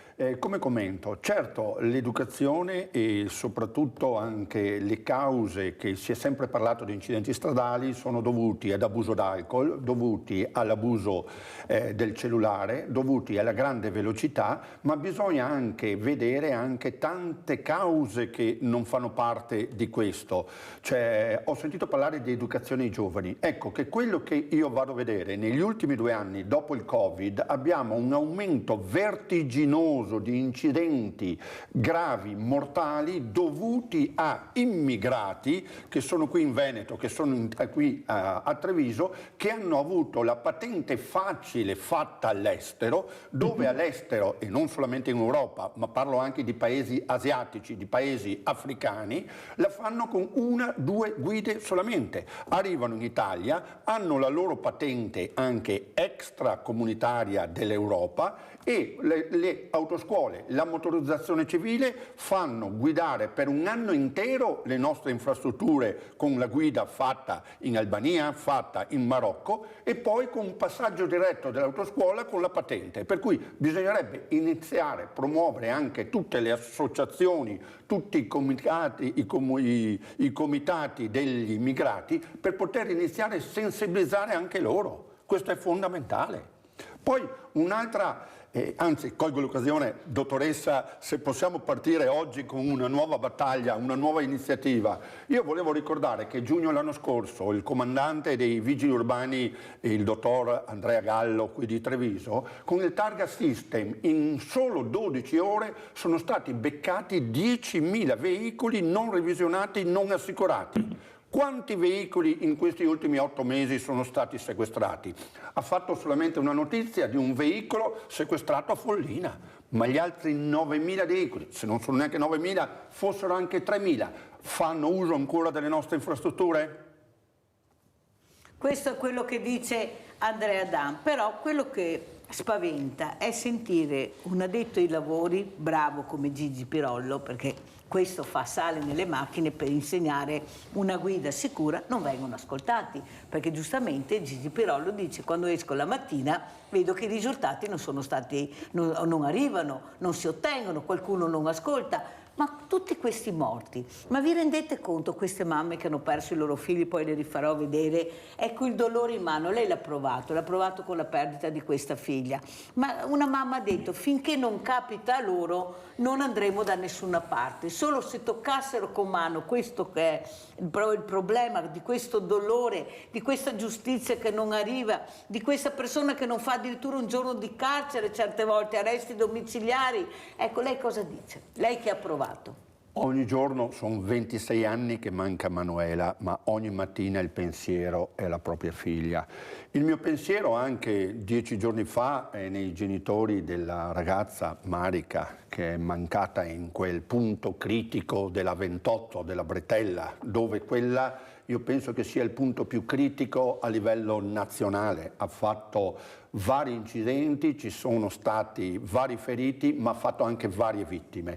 Ecco che io ancora a novembre avevo evidenziato al questore, alla dottoressa Manuela, tanto per dire il nostro questore, quella pericolosità di quel punto. Dottoressa De Bernardini. Sì, l'avevo evidenziato con un esposto, evidenziando che era molto molto pericoloso. Erano stati allertati, diciamo, il comune di Godega, era stato allertato il comune di San Fior, sono state allertate le autovie venete per togliere quella pericolosità di quell'incrocio. Era novembre, dicembre, gennaio, febbraio, marzo, sono passati 4 mesi, nulla è stato fatto e abbiamo avuto un'altra figlia di 19 anni morta in quel punto critico. Ecco che la settimana scorsa mi sono permesso di portarmi direttamente al comando dei carabinieri e da lì, dall'esposto, è passato direttamente con una denuncia, una querela. Ho querelato tutti e 3 gli enti, perché quando c'è qualche ente in più c'è sempre colpa del terzo, non è mai il primo. Io a questo punto spero che quanto prima, urgentemente, quel punto critico venga messo a posto, perché non è tanto la gente che è abituata ad andare in quel punto critico, però dei ragazzi che la prima volta che si presentano è avere una tragedia di perdere una figlia di 19 anni. Gigi Pirollo, come commenta le parole di Andrea Dam? Prego. È verità pura quella che ha detto, verità, perché purtroppo c'è troppa burocrazia in Italia, ma troppa. Cioè, anche se c'è ha fatto l'esposto, ma nessuno lo guarda, cosa facciamo? Perché dopo è colpa di uno, è colpa dell'altro, è colpa dell'altro, alla fine i lavori non vengono mai fatti. Ma non è solo su questo, abbiamo mille problematiche. e ha perfettamente ragione, mi trova d'accordo, ma sai, Mirella, sai come sono io che vado dentro diretto, però devo stare attento a quello che dico, perché dopo questo è il grande problema mio. Ma perché si io sta non è che vado nelle tanto regole, per il vedrà che non sottile. succede niente, Gigi Pirolo. Il problema è però quello che però dice anche lei, è una verità sacrosanta. Prima di dare la patente uno deve saper guidare. Non è possibile che lei ha spiegato molto bene invece che del freno ad opera o la frizione, perché nessuno gliel'ha insegnato e causa dei problemi. Allora sentiamo Luigi da Verona, poi sentiamo ancora Pirolo e poi Dan. Vai, Luigi. Luigi? Pronto? Non riesco a sentire Luigi. Allora Dan, come commentiamo? Qui Come cosa commentiamo? bisogna No, fare? io volevo aprire un'altra finestra. In questi giorni proprio, dopo anche varie pressioni anche da parte delle associazioni familiari, delle associazioni, ben ricordo l'anno scorso che ero andato giù a Roma per Manuel il piccolo con youtuber morto e da lì avevo pressato il governo per fare il nuovo codice della strada. E quel giorno proprio che avevo fatto questo set-in a Roma, il governo ha optato per portare il nuovo codice della strada direttamente alle Camere dei Deputati. Da giugno dell'anno scorso ad ora il sottoscritto quotidianamente via WhatsApp, via telefono è sempre stato in contatto diretto con la Commissione Trasporti della Camera dei Deputati. Da lì è stato presentato che proprio in questi giorni verrà dibattuto in Camera il nuovo codice della strada e finalmente si avrà un attimino un po' più di rispetto dell'educazione. Cosa prevede questo nuovo codice della io strada? penso che uno dei punti, diciamo, che può in qualche modo, tanto per dire, diminuire l'incidentistica stradale è toccare proprio un punto cruciale, che è la distrazione in auto, per cui non parlare sempre di aumento di multe, ma toccare la patente. Chi viene beccato con un cellulare, chi viene beccato con un tablet in macchina, la patente se ne va subito dai 7 ai 15 giorni. Per cui toccando, tanto per dire, la patente, Chi se ne frega dei 15 giorni rispetto a un morto sulla strada? Ecco, per noi non ha un valore, ma mi creda che per altri che non hanno avuto tragedie, che non hanno avuto nessuna tragedia, nessun incidente, 15 giorni senza patente, quella persona lì, se poi a recidiva arriva un mese di ritiro patente, lei vedrà che il cellulare verranno più usati. Io sono d'accordo, mi sembra una pena irrisoria, una pena veramente piccola, perché quel cellulare poteva causare anche un morto, un ferito grave, e non sono assolutamente d'accordo nei 15 giorni. Sentiamo Gigi Pirollo. Allora, se 15 giorni potrebbe essere un'idea, non è sbagliata. E questo è il primo richiamo. Al secondo passiamo già a 6 mesi, terzo 1 anno. Allora cominciano a stare molto più attenti. Sì, la distrazione c'è il telefono, ma ci sono tante altre cose, tantissime altre cose, non c'è solo il telefono. E quello che mi dà fastidio è che purtroppo, come abbiamo detto tutti mi pare, parliamo tanto ma alla fine non otteniamo nulla. L'alcol, abbiamo parlato dell'alcol, ma poco, perché anche l'alcol è una cosa incredibile. Perché andiamo all'estero, io che giro molto all'estero, e abbiamo che l'alcol è a 0 lì, non 0,5, 0. Quindi io non vado in giro, perché dico 0,5, ho bevuto 2, uno spritz, quel che è, ma intanto vado. Non è corretto, perché all'estero se ti beccano che hai bevuto e hai 0,1, finito dopo, Allora andiamo a sentire anche come finisce il già procuratore Antonio Foiadelli questo dibattito che c'è stato all'ippodromo Sant'Artemio di Treviso, presenti queste mamme, queste associazioni e anche tutti molti interlocutori, molti relatori molto importanti. Andiamo a sentire. La vita umana, dico, non ha un valore, nel senso che il suo valore è talmente immenso, l'infinito non è misurabile. Quindi la vita è il nostro valore e basta, non occorre aggiungere aggettivi.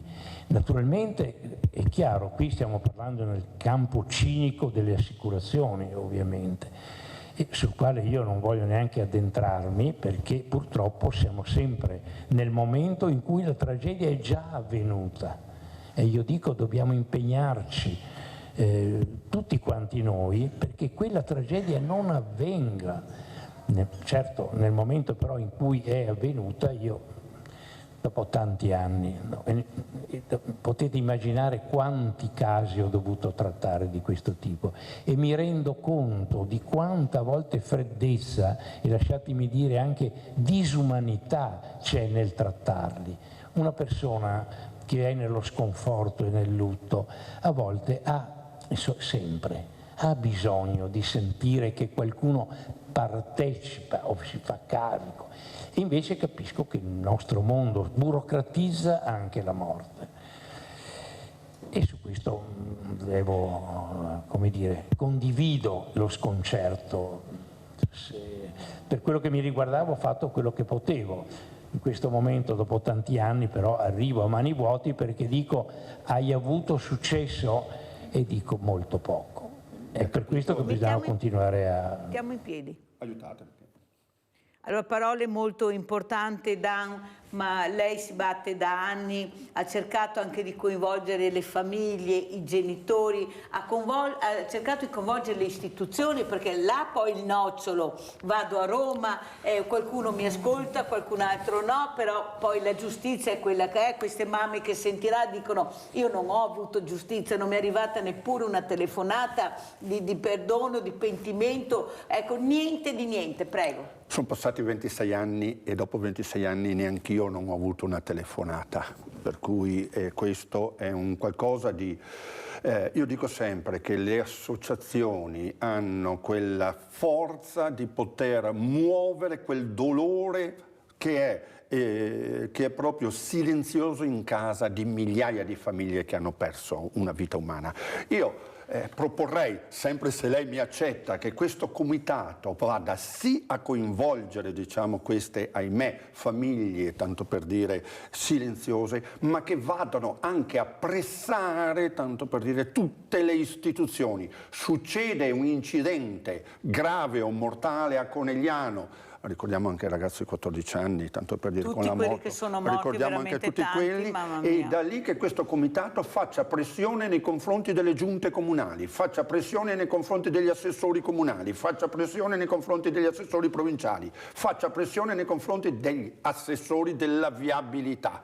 Io una cosa, e volevo mandare anche un appello veloce oggi come oggi, se in qualche modo viene preso in esame direttamente dalla Camera dei Deputati, non demordiamo di poter salvaguardare le vittime vulnerabili. Tra le vittime vulnerabili significano pedoni, significano biciclette, ma soprattutto i motociclisti. Anche ieri, ahimè, anche qui abbiamo avuto un'altra vittima a Treviso. Ho un dato mostruoso. In Italia ogni anno abbiamo 660 motociclisti morti sulle strade. E questo come si può salvaguardare? Con un'unica cosa.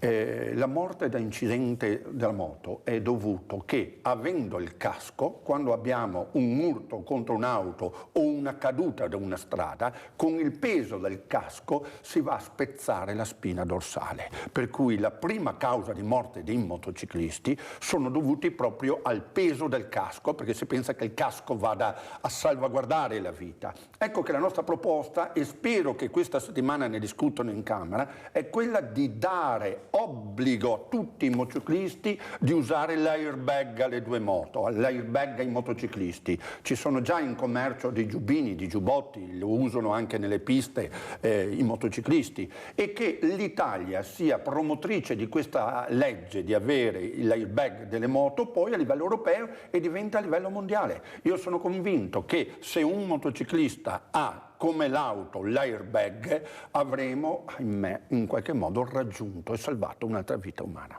Sentiamo Gigi Pirollo cosa ne pensa. Anche questi monopattini adesso sembra che che sia obbligatorio l'uso del caschetto, dei fanali, ma come si fa a mettere in circolazione un mezzo veramente pericolosissimo e dopo ci si accorge, Pirollo, che forse non va bene, che bisogna prendere delle sicurezze? Ma è possibile? Prego Pirollo, e anche commentare quello che ha detto Andrea Dan.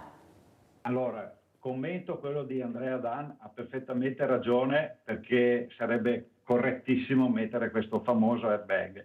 Io che faccio scuola anche ai disabili, il 90% dei disabili che salgono in macchina con me, con le macchine adibite ai disabili, hanno avuto incidenti con la moto, cioè quindi sono paralizzati o addirittura senza una gamba e cose del genere. Questo fa pensare molto. Perfetta l'idea dell'airbag, perché questi che hanno le moto praticamente spendono delle cifre. Cosa costa mettere un airbag? Niente, è meglio averlo. Per quanto riguarda i monopattini è un problema enorme, perché il monopattino se andasse via a 20 all'ora è un discorso, ma siccome adesso cominciano ad andare a 60-70 all'ora diventa veramente una moto, piccola ma è una moto. E hanno le ruotine piccole, qualsiasi buca piccola, anche piccola, li fanno cadere. In più non usano, vanno dove vogliono, su per i marciapiedi, giù, fanno di tutto e di più. Io andrei a limitare molto questo. È comodo magari in centro città, di qua e di là, non sto dicendo, ma se venissero usati con un po' di intelligenza sarebbe bene, ma siccome li vedo sfrecciare, perché qua si parla di sfrecciare a velocità stratosferiche, no, non va bene. In più non usano i fari, cioè magari li hanno ma magari non sono funzionanti. Sì. Non si sa se girano a destra, se girano a sinistra. Poi di sera e di notte non li vede, non hanno nessun sistema di sicurezza. Poi è pazzesco, ma veramente è pazzesco quello che sta succedendo. Mi sa che questo comitato, speriamo che faccia parte anche Gigi Pirolo, che oltre a essere questo... Prego. Mirella, ti stavo dicendo che girano sui marciapiedi. Marciapiede vuol dire che devono andare solo i pedoni, no andare col monopattino. O con le bici, perché li vedo anche con le biciclette. Sì, ma finché viene permesso, Gigi, quello è il grande problema. Il problema è che è permesso tutto, ognuno si fa le proprie regole, esce con le proprie regole e poi ne paghi le conseguenze tu che non c'entri niente. Abbiamo Luciano da Desenzano, vai Luciano. Buongiorno. Buongiorno Mirella, buongiorno agli ospiti. Su certe cose non sono d'accordo. Una, con la mia legge che farei, domani la legge che farei io, quelle moto grosse devono andare via solo in uno. Se si uccide solo perché Mirella, io sai che ho fatto per 20 anni autista di ambulanza, quasi sempre muore quelle di dietro, perché quello davanti, uno solo con le moto grosse. Lasciami raccontare Mirella, io sono partito ieri alla seconda rotonda, giro e metto la freccia a sinistra perché metto le frecce io, una signora mi ha completamente tagliato la strada, una donna alle 11 la mattina, non era ubriaca, non c'entra il 05 signore, io guido, se vuole provare, pago io e ci troviamo. Guido benissimo anche con 0,15 di aver bevuto. Terza cosa e ultima Mirella, vado con un'amica peschiera, io faccio la rotonda, arriva dalla mia destra un tir vuoto, minimo andava a 60-70 all'ora e mi suona, io avevo completamente la precedenza, per fortuna che ho bloccato, se no mi massacrava, non era ubriaco anche questo alle 11 la mattina. Sono dei delinquenti, bisogna avere il cervello e poi tante cose avranno ragione. Vi saluto, buongiorno. Grazie Luciano, 0,15 è meglio di no, perché è meglio di no, prego Davide. Allora, io qui sono sbalordito perché un incidente non è sufficiente la seconda volta. Quanta gente io sento, ma io non ho mai fatto incidenti, io sono sicuro a guidare ubriaco. Cioè l'ubriaco non è quello che corre l'alta velocità, l'ubriaco senza accorgersi mi taglia una curva, però un altro proiettile a 70 all'ora con una famiglia che mi fa, tanto per dire, una traversale. Cioè, se andiamo a vedere anche Marica, di lì sarà andata dritta, tanto per dire, in quel incrocio, ahimè, il mio cuore, però c'era un'altra auto che l'ha fatto con incidente. Io volevo, in base a quello che mi è stato riferito prima dal dottore, mettere anche che i costi sull'airbag. Beh, è stata una nostra proposta quella di andare a riferire che il governo possa trovare tutti quei fondi europei, PNRR, che stanno, dove li stanno mettendo? Nei ponti, dove li stanno mettendo? Ecco, ma allora, più che metterli sul BOP, perché non iniziamo a metterli su uno sviluppo di una produzione dell'airbag? Questo è fondamentale. E se parliamo di monopattini e di biciclette, beh, se io vado a vedere dei dati statistici in Italia,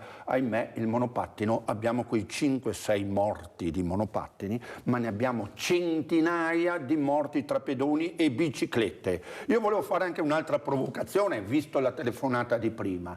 Abbiamo, in base alle nostre statistiche, anche un aumento dell'incidentistica stradale dovuta all'alta età alla guida. Alta età cosa significa? Anziani, vecchi alla guida. La settimana scorsa aveva fatto notizia nazionale di quell'anziana di 103 anni che ancora è stata beccata di notte senza assicurazione, senza patente con l'auto e ancora ora no, voglio andare in Vespa, a 103 anni, è pericoloso. Allora Gigi Pirolo, come commentiamo, prego? Per quello di 103 anni la vedo dura andare in moto, vabbè, comunque, no, l'ascoltatore che ha detto che va in giro con 0,15, ma non sono molto d'accordo. Perché forse non ha capito determinate cose, però ognuno è libero di fare quel che vuole, però se dopo va addosso a una macchina o a qualcuno e crea un incidente e poi magari quell'altro si fa male, è logico che la patente non la vede mai più. Ma se c'è un regolamento e una legge, cerchiamola di farla rispettare. È inutile che andiamo a parlare sempre, ma io sono bravo, riesco lo stesso. Se c'è una legge, quella deve essere rispettata. Anch'io potrei guidare, ma io ad esempio non bevo. Se bevo sto a casa, è finito, ma bevo un bicchiere, non sono uno che beve. Ma se vado in giro devo andare a 0, non a 0,1 o 0,5, 0. Allora vado bene io, perché i riflessi sono diversi, c'è poco da fare, i riflessi sono diversi. Quell'altro signore ha detto così che lui ha guidato le ambulanze, ma che quando guidava l'ambulanza non penso che andasse via 0,5 o 0,6. Giusto. Ma stai aspettando che cosa? Giusy, vai Giusy. Ciao Mirella, buongiorno ai tuoi ospiti. Allora io penso una cosa, intanto bisogna andare più piano, perché alle volte hai un pensiero per la testa che per un attimo non sei presente, specialmente un padre e una madre con dei figli oppure con una malattia o per lavoro che non ce la fai, hanno tanti problemi e la mente lavora sempre, ci vuole la pazienza di andare un po' più piano perché hanno tanti problemi, abbiamo tanti problemi e quando sei in macchina pensi di tutto e bisogna assolutamente avere un po' di pazienza di andare piano perché non ce la fai altrimenti. E questo è il discorso, perché tanti sono o col cellulare o che guardano qua o che guardano là e è un attimo fare l'incidente, è un attimo. Vi ringrazio. Grazie Giusy, allora andiamo a vedere queste mamme per ricordare, perché non bisogna dimenticare, perché questi dolori vanno condivisi, ma soprattutto devono fare delle proposte che siano veramente proposte accettabili anche per queste famiglie che hanno perso questi figli. Andiamo a sentire. Buonasera, sono mamma di Davide Marchetto che è morto quasi 14 anni fa. Sono qui in sostegno dell'Associazione Vittime della Strada perché Davide purtroppo ha avuto un malore alla guida e quello che ha provocato anche la sua morte perché è andato frontale contro un camion perché non aveva possibilità di deviare. Comunque sono qui in sostegno ho conosciuto Paola e penso che più che siamo, anche se abbiamo destini diversi, più che siamo, più possiamo darci sostegno uno all'altra, non importa, anche se non ho nessuna accusa da fare contro qualcuno, ma in ogni caso vorrei essere vicino a tutti quanti. Buonasera a tutti, io sono mamma di Jessica e zia di Sara, morte in un incidente stradale il 30 gennaio del 2022. Sono state travolte da un SUV, lui guidava ubriaco, 180 km/h e ha rischiato di ammazzare anche le 2 bambine che c'erano in macchina, figlie di mia nipote. Io sono qui con tutte queste mamme perché sono d'accordo anch'io che l'unione fa la forza. Lui è stato messo in galera, gli hanno dato 7 anni, sì, è vero, ma io sono convinta che lui non li farà tutti questi anni in galera, perché poi ci sono gli sconti di pena, perché è bravo, perché si comporta bene e lui ritornerà per le strade tranquillo, mentre io mia figlia e mia nipote non le rivedrò mai più. Quindi sono qui con tutte queste mamme per lottare, per avere più giustizia. Buonasera, sono Barbara, la mamma di Davide Pavan, morto l'8 maggio del 2022. A differenza di altre mamme qua presenti, noi non abbiamo avuto giustizia, per niente. Davide è stato travolto da un poliziotto ubriaco e non ha fatto un giorno di carcere e non ne farà neanche uno. A me la divisa non ha avuto sconti di pena, purtroppo, e siamo qua per chiedere giustizia, quella giustizia che noi non abbiamo avuto. Andrea Dan, come commentiamo queste mamme, questo dolore che con una grande sofferenza però vogliono avere giustizia? Prego. Io vorrei accendere urgentemente questo comitato con dei principi proprio ben specifici di tallonare tutte le istituzioni, soprattutto in questa settimana dove abbiamo il nuovo codice della strada alla Camera dei Deputati. Sono stati presentati oltre 800 emendamenti. Questo poi verrà votato anche il Senato e sono convinto che se questo comitato, che parte urgentemente, partendo dai piccoli comuni, partendo con i sindaci, partendo con le province, partendo anche poi di poter collegare anche i nostri parlamentari veneti direttamente a Roma, qualcosa possiamo portare. Il cellulare alla guida, tanto per dire, e oggi come oggi è vietato usare il cellulare durante le 8 ore di lavoro. Se andiamo a vedere tutti i vari sindacati, CGIL, CIS, UIL, che battaglie stanno facendo in caso di una vittima del lavoro, fanno scioperi di treni, fanno qualsiasi cosa, perché anzi proprio ieri mi sembra oltre 1000 bare in Piazza del Popolo a Roma per dimostrare, tanto per dire, quei 1000 morti, tanto per dire. Però io volevo dare un ultimo dato, ogni giorno in Italia abbiamo una media dei 2 morti sul lavoro nelle 8 ore lavorative e abbiamo ancora 9 vittime stradali e non passiamo 8 ore in macchina ogni giorno, per cui abbiamo dei dati che sono molto sfasati. Colgo l'occasione per mandare 3 veloci appelli. Un primo appello per mettere in sicurezza la 28, per cui le istituzioni, come dicevo, un appello mandato ai sindaci, agli amministratori, agli assessori, veloci alle autovie, quell'incrocio lì, che non succeda neanche un piccolo scontro, un altro ferito, perché altrimenti questo comitato, secondo me, lo piazzeremo lì in quell'incrocio. Un secondo appello è per sequestro di veicoli non revisionati, come riferivo prima, per cui se con il targa system si va a scoprire che ci sono dei veicoli non revisionati, non assicurati, quelli devono essere subito al momento non sanzionati ma sequestrati. Abbiamo la tecnologia per fare questo, giusto? C'è. Io veramente sono allibita di quello che sto sentendo, perché basterebbe fare un passo più in là, non a lato, bisogna fare un passo in avanti. Non correre però. Ecco, bisogna fare un passo avanti per cercare di capire che la politica deve dare le risposte, perché lei ha detto la 28, io mi ricordo il sindaco veramente quanto si è speso, quanto ha fatto questo parroco, eppure non sono ascoltati, hanno fatto di tutto e di più, sono andati sul posto, hanno fatto una messa addirittura, mi ricordo, eppure qualcuno non ascolta purtroppo. Andiamo a sentire un altro gruppo di mamme. Buonasera, sono Gina, la mamma di Polato Valentino, morto in un incidente il 9 luglio del 2021. Non sappiamo ancora se per distrazione, per malore o per comunque l'incidente causato da lui. Ci ha lasciato la pelle, grazie a Dio solo lui e non altre persone. Ci ha lasciato un bimbo di 4 anni, quel bimbo di 4 anni che dobbiamo cercare di dargli un futuro. La mamma non ha un lavoro e la giustizia ancora non ci dà un qualcosa di concreto, un qualcosa per poterci aggrappare, e quindi stiamo lottando per cercare di andare avanti.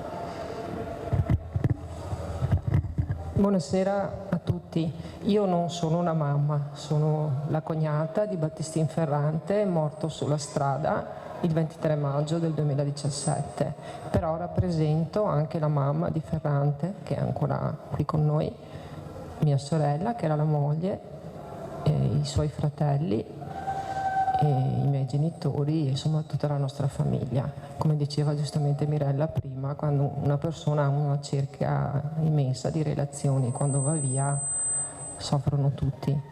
La persona che ha travolto mio cognato, che lui era al lavoro, è stato travolto da una persona che era al lavoro, però lo faceva con una patente revocata e sotto effetto di cocaina.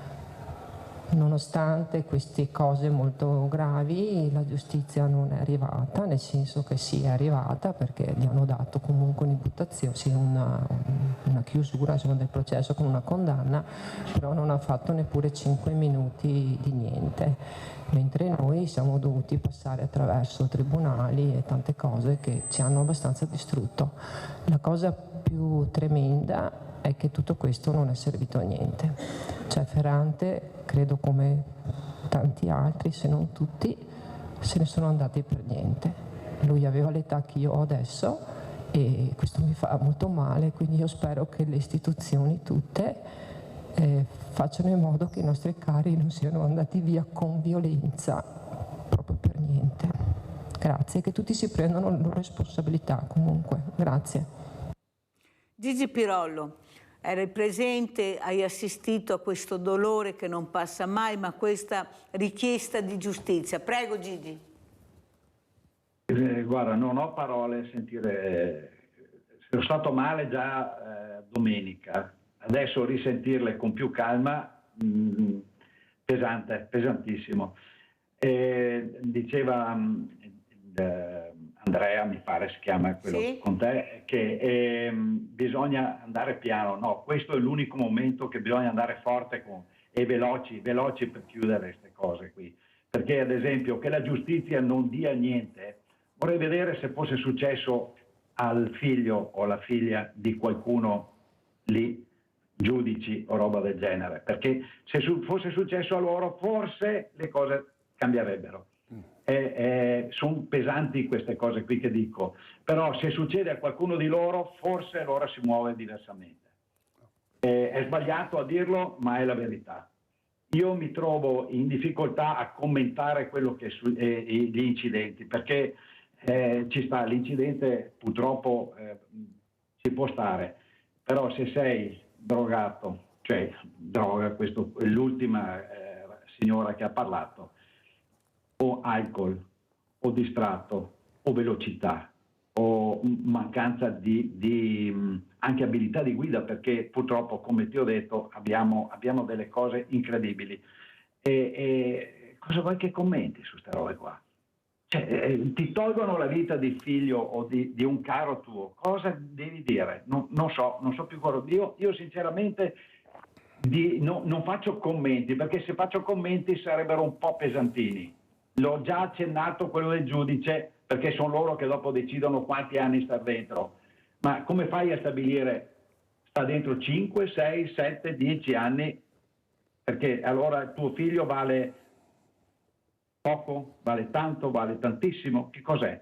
È difficile stabilire. Poi è vero, stanno dentro 2 anni neanche e dopo escono, però il tuo figlio non c'è più.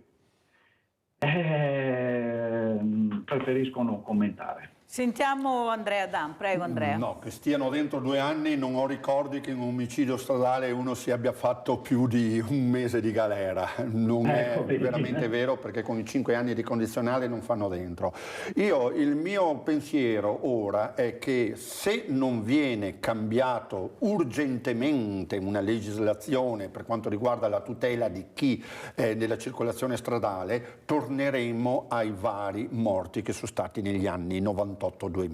Io ricordo che l'anno scorso, nel 2023, solamente Treviso aveva dai 53 ai 57 vittime. Quest'anno siamo solo a 2 mesi e mezzo, 3 mesi e mezzo, una stagione, neanche 3 mesi, e siamo già a quota 20 vittime. Significa che per fine anno supereremo gli 80 morti, 80 famiglie distrutte. Negli anni 2000, quando noi siamo partiti con l'associazione, eravamo a 170, 180 morti. Si parlava dei platani killer che attraversavano la strada, se ben ricordate. Noi abbiamo iniziato a parlare che non era colpa del platano, ma era colpa, diciamo, dell'alcol. Qui noi non diamo un'unica causa. L'unica causa è che se anche succedesse una vittima di un giudice, di un magistrato o di uno che ha un qualche potere istituzionale in Italia, non cambia nulla, perché l'incidente stradale è solamente una questione numerica, statistica, non ha nessun valore. Allora andiamo a ascoltare anche quello che ha detto proprio Domenica, era tra i relatori, anche se era collegata via Skype, la dottoressa Martini, psicologa del traffico. Pensate, nessuno sapeva, ho fatto per alzata di mano, chissà che c'è la psicologa del traffico in Italia, nessuno, ce ne sono solo 2, eppure hanno le idee chiare. Andiamo a sentire la dottoressa Martini. È un temone. Possiamo iniziare dall'educazione stradale, ma non solo dei giovani, ma di tutti noi, perché comunque le strade cambiano, il traffico cambia, abbiamo più mezzi, abbiamo più persone, più utenti, quindi pensiamo ai monopattini elettrici che sono arrivati improvvisamente sulle nostre strade. Per cui è fondamentale fare un'educazione continua quando si parla di educazione stradale. E poi abbiamo 2 strade, da un lato sicuramente quella di una segnaletica corretta, di una segnaletica attenta, di una segnaletica coerente, perché spesso ce lo siamo detti tante volte, abbiamo dei cartelli, pensiamo a quelli chilometrici, che invece di diminuire i chilometri aumentano e quindi ho la percezione di allontanarmi dalla meta piuttosto che di raggiungerla. Dall'altra abbiamo quello che si chiama ottimismo irrealistico, per cui fino a che non accade a noi ci sembra impossibile che ci possa accadere, perché noi siamo più attenti, perché noi siamo migliori, perché noi siamo meno superficiali. In realtà più delle volte siamo solo più fortunati, e il fatto che siamo magari appunto seduti sul divano ad ascoltare una notizia ci fa credere che non ci possa toccare fino a quando ovviamente questa cosa accade. Per cui sicuramente una maggiore consapevolezza è fondamentale, però ecco, non parlerei solo ai giovani, ma a tutti noi, perché spesso e volentieri utilizziamo la guida come un tempo morto da riempire con altro, quindi le telefonate, i messaggi, il portarsi avanti con del lavoro, ma in realtà la guida è un compito complesso, per cui dobbiamo essere iperattenti quando lo svolgiamo, non possiamo fare qualcos'altro nel mentre, perché la nostra attenzione non si moltiplica, al massimo si divide, per cui da qualche parte le risorse le dobbiamo togliere, e spesso e volentieri le togliamo dalla strada con dei rischi che sono pericolosi per noi e per gli altri. Dottoressa Martini, è vero però anche che noi vediamo nella strada circolare nuovi mezzi, penso ai monopattini, che veramente terrorizzano. Allora noi vediamo i monopattini, abbiamo visto i monopattini, ma non abbiamo visto la sicurezza. Poi qualcuno si è deciso forse ad ascoltare e ha capito che forse il monopattino va abbinato alla sicurezza, perciò casco, perciò divisa, perciò correre in determinate situazioni, ma cioè prima no, dottoressa, cioè dopo deve succedere il morto, l'incidente, il danno, allora forse mi sono accorto che ho esagerato, ma prima no, dottoressa Martini cosa dice? Che appello vorrebbe fare? Purtroppo guardiamo il nostro orticello, se guardassimo alla sicurezza una macchina sicura non dovrebbe avere tecnologie distraenti, ma se non avesse l'aria condizionata, la radio, il navigatore touch non so obiettivamente quanti la comprerebbero, per cui abbiamo purtroppo piani diversi che spesso vanno in conflitto. La sicurezza, la parte economica, il fatto ad esempio che è stato inserito il monopattino elettrico sulla strada senza la normativa inizialmente che lo definisse, per cui non era neanche sanzionabile da un certo punto di vista perché non si sapeva bene cosa fosse. Per cui secondo me il grande obiettivo in realtà è quello di fare rete nella formazione, fare rete nella normativa, fare rete nella costruzione delle infrastrutture, perché appunto sono piani diversi. Noi parliamo di macchine autonome quando abbiamo le persone che non utilizzano ad esempio i nuovi ADAS perché hanno paura di perdere il controllo sul mezzo. E come possiamo allora inserire la guida autonoma in questo contesto? Noi dobbiamo pensare a dei mezzi, pensare a delle infrastrutture, ma pensare anche alle persone, all'educazione, alla formazione, alla consapevolezza delle persone. Finché non riusciremo a fare rete ci sarà sempre purtroppo una falla che poi procurerà delle morti che muoveranno sì la coscienza, ma in realtà le morti sono una parte, perché abbiamo tutta la grande tematica delle lesioni gravi su strada che non vengono conteggiate come morti, non vengono conteggiate come feriti gravi, per cui sono persone che dopo l'incidente finiscono in un limbo e non si sa bene dove collocarle, per cui è un'altra grande, la chiamerei piaga della nostra società, perché poi sono i grandi dimenticati. Quindi la cosa fondamentale è fare rete, lavorare insieme per la sicurezza di tutti. Allora Gigi Pirollo, come commenti, ecco, risentendo la dottoressa e come ci saluti? Prego Gigi.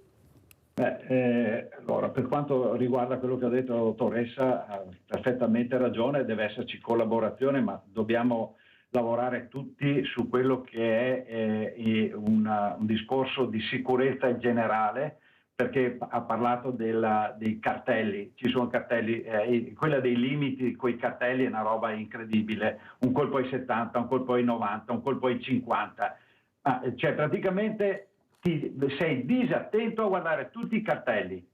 Se tu guardi tutti i cartelli a un certo punto diventi matto, perché un colpo ai 90 devi stare attento a non superare i 90, poi passi a 70, poi passi a 50, poi ritorni a 70, 50, ma forse non avete idea quanto uno per guardare il cartello è disattento anche lì, cioè non è solo il telefono. Poi un'altra cosa che ha detto giustamente, la collaborazione, ma tutti noi dobbiamo collaborare. Bisognerebbe fare dei corsi, come dicevo ai ragazzini, ma non solo di guida in centro città, dobbiamo abituarli a correre con un certo criterio. Io non ho mai accennato, ma tantissimi incidenti succedono anche perché hanno le gomme consumate, nessuno mai vai a vedere le gomme, mai. Arriviamo sul bagnato, specialmente adesso che abbiamo dei periodi di siccità incredibile, poi inizia a piovere. Il primo giorno che piove, l'asfalto è sapone.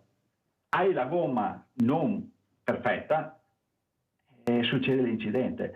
Quanti ragazzini che ho visto perché vanno via oltre il limite loro, perché non hanno ancora l'idea di quanto si può andare, e dopo escono di strada perché? Perché non sanno controllare la macchina, non hanno ancora la capacità di capire qual è il rischio che vanno a correre. Grazie. Poi, Gigi Pirollo, devo chiudere. Grazie a voi. In chiusura, grazie ciao. veramente Gigi. Arrivederci, Spero dottore. che farai parte di Andrea. questo comitato che cercheremo Ma di io mettere in piedi. volentierissimo. Ecco, mi farebbe molto piacere perché è una voce, veramente una voce che sa un addetto ai lavori, perciò grazie Gigi anche di appartenere allora a questo grande movimento. Le associazioni abbracciano le associazioni e di questo comitato che formeremo. Grazie.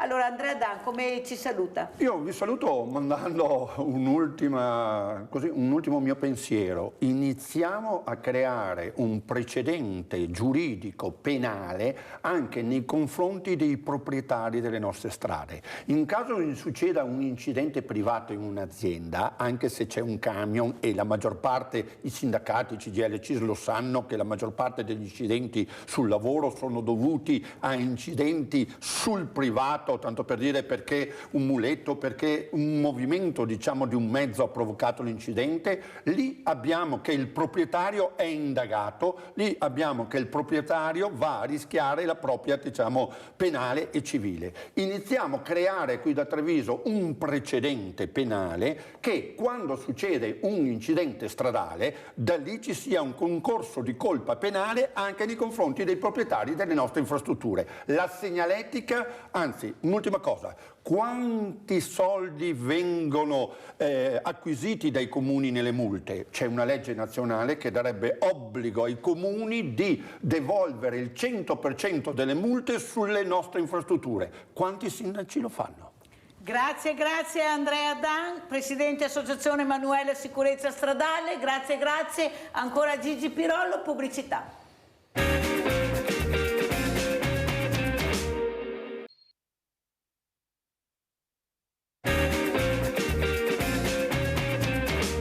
E siamo a un altro tema delicato, un tema veramente dove si sta combattendo veramente una guerra, molte battaglie, qualcuna vinta, molte perse. Ne parliamo stamattina con Irina Sciaparava, referente famiglia arcobaleno in Veneto. Allora Irina, intanto grazie di essere qui, raccontaci com'è la situazione, perché alla fine pagano le fragilità, pagano questi bambini che non c'entrano niente, questi bambini che fino all'altro giorno avevano una vita serena, una famiglia serena. Qual è stato il problema? Cos'è che sta succedendo che non si vuole capire, che deve vincere invece solo la parola amore, rispetto? Prego Irina. Buongiorno Mirella e grazie mille per darci la possibilità di parlare. Allora, le nostre famiglie sono state attaccate un annetto fa perché arrivò la circolare di Piantedosi che invitava tutte le procure e i sindaci e le sindache d'Italia di non trascrivere i certificati di nascita e di non registrare i bambini nati nelle coppie femminili. Poiché sono referente del Veneto, il nostro caso di Padova è stato quello più eclatante, in quanto la Procura di Padova ha deciso di impugnare tutti i certificati di nascita registrati dal 2017 in poi, quindi andando a retroso e intoccando i bambini che quest'anno sono andati alla prima elementare, quindi coscienti del loro status familiare, della loro identità familiare e della loro famiglia. Siamo scesi in piazza e ovviamente abbiamo avuto una lunga battaglia, siamo stati anche davanti al tribunale con le nostre famiglie, perché per affermare il diritto di essere riconosciuti indipendentemente dalla formazione familiare, perché è quello che noi chiediamo. Non ha importanza come è fatta la famiglia, se questa famiglia è composta da due persone che hanno pensato, voluto e creato la propria famiglia, perché impedirlo? Ma soprattutto perché accanirsi contro un certificato regolarmente fatto alla nascita per esempio dal sindaco Giordani di Padova, e volendo cancellare non solo semplicemente il cognome dal certificato di nascita, ma volendo cancellare con questo gesto anche la metà della famiglia della madre intenzionale in questo caso. Quindi il Tribunale ci ha sentiti tra novembre, anzi ha fatto le udienze tra novembre e gennaio. Sono stati 35 bambini intaccati dalle udienze. e il Tribunale il 5 marzo abbiamo ricevuto una buona notizia, che il Tribunale ci ha dato ragione, nel senso che non ha accettato l'impugnazione della Procura di Padova, non entrando nel merito della questione, quindi il Tribunale non ha sentenziato sul fatto che il bambino, cioè sulla famiglia stessa, no? Il Tribunale non ha accettato le modalità e le formalità presentate dalla Procura. Tuttavia, per la prima volta rispetto alle sentenze anche positive di Milano e Brescia, che sono state nell'anno scorso, il Tribunale di Padova ha evidenziato il supremo interesse del bambino, che non è direttamente collegato alla genitorialità genetica. Che è un'altra cosa. Ti fermo un secondo, Irina, perché abbiamo Silvia da Padova. Ciao, è caduta la linea, mi dispiace, vediamo se riprendiamo. Silvia, dovete rimanere fermi finché finisce l'ospite a parlare. Però sono battaglie molto importanti. La battaglia andrà avanti nell'interesse dei bambini, così si legge. Incubo per le mamme gay, i nostri bimbi perseguitati. Mamme Arcobaleno, Piantedosi ricorre contro le sentenze del Tribunale di Padova. Ma è possibile che non si riesca a capire che fino all'altro giorno non c'era tutto questo cancan, tutto questo problema, e all'improvviso sembra che sia questo il problema che ha l'Italia. Noi abbiamo la povertà che aumenta, abbiamo le liste d'attesa, abbiamo la solitudine, abbiamo i suicidi, abbiamo i femminicidi, all'improvviso il problema sono le mamme arcobaleno. No, ma ditemi voi, ma vogliamo capire che quello che deve invece vincere è proprio il rispetto della persona, l'amore, perché poi sento, Irina, e tu l'hai anche detto qui nella trasmissione, che voi dove abitate, il quartiere, il paese, la città, siete accolte benissimo, anzi ci sono persone, cioè, vi aiutate tra di voi. Cos'è la politica a un certo momento che, siccome non sa dare risposte su temi veramente che il paese avrebbe diritto di avere delle risposte, allora va da un'altra parte, va da una parte dove nessuno nemmeno immaginava. Prego, Irina. Per la politica odierna e per il governo in carica, in prossimità delle elezioni europee, poiché le nostre famiglie arcobaleno e il fatto della genitorialità omoaffettiva è un tema divisivo, ovviamente loro cercano di sfruttarci per arrivare a maggior quantità di voti a loro favore, sia da destra sia da sinistra. Infatti la società in cui viviamo e in cui lottiamo quotidianamente, e quando ci conosce ci è positiva nei nostri confronti. Tuttavia le nostre battaglie non sono formate solo di fronte al tribunale oppure solo di fronte alle manifestazioni, alle piazze delle città.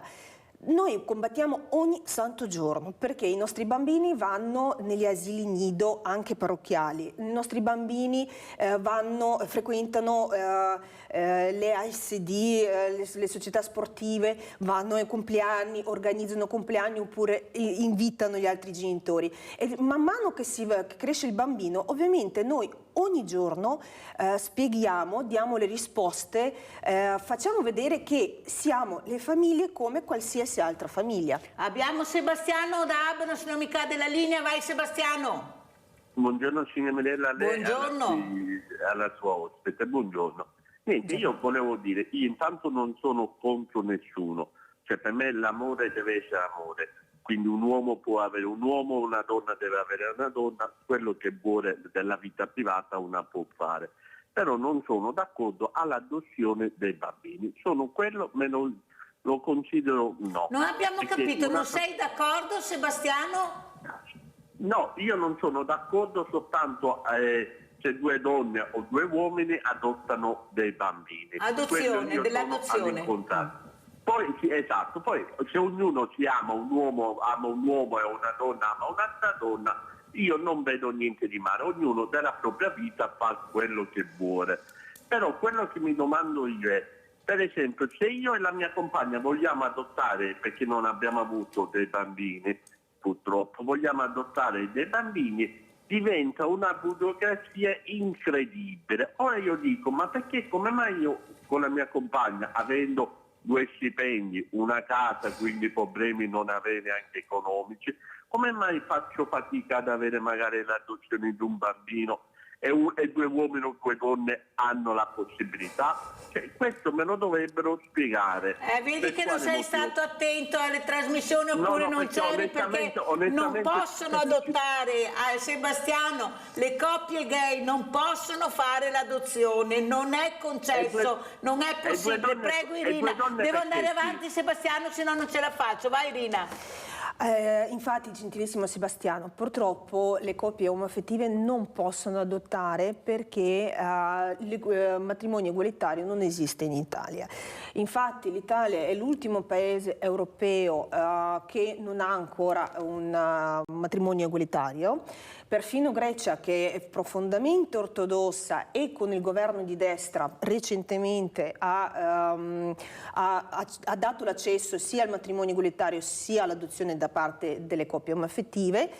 E per quanto riguarda le coppie di per sé e la genitorialità, ci sono 40 anni di studi scientifici di tutto il mondo che confermano che la funzione genitoriale è una cosa autonoma e non rispetta l'orientamento dei genitori, ovvero la funzionalità del genitore non dipende dal proprio genere oppure da generi diversi o dello stesso genere. Noi vorremmo avere la possibilità di adottare, ma purtroppo non l'abbiamo, anzi noi possiamo adottare solo e esclusivamente i nostri stessi figli in un secondo momento grazie all'adozione in casi particolari, che è un altro tema ancora. Allora andiamo a vedere la prima vittoria delle famiglie Arcobaleno, andiamo a Padova.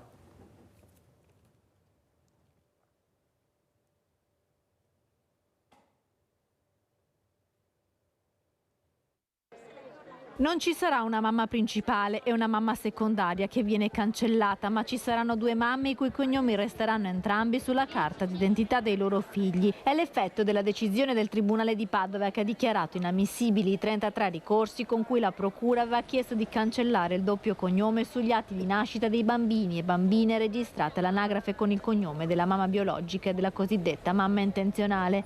È una prima importante vittoria per le coppie di mamme padovane che in questi mesi hanno vissuto la preoccupazione di veder negato ai propri bambini e bambine lo status di figli con 2 mamme. È una giornata molto importante dopo tutti questi mesi di attesa e anche un po' di rabbia e di preoccupazione. È una giornata in cui appunto si festeggia e, usando l'analogia meteorologica che abbiamo trovato molto calzante, oggi ci stendiamo al sole e ci godiamo questo bel sole. La gioia di Caterina, mamma di un maschietto di 5 anni e di una bimba di 2 anni, si unisce a quella di Irene, anche lei mamma di 2 bambini. La decisione del Tribunale riguarda tutti e 33 gli atti anagrafici dei bambini registrati dal sindaco Giordani.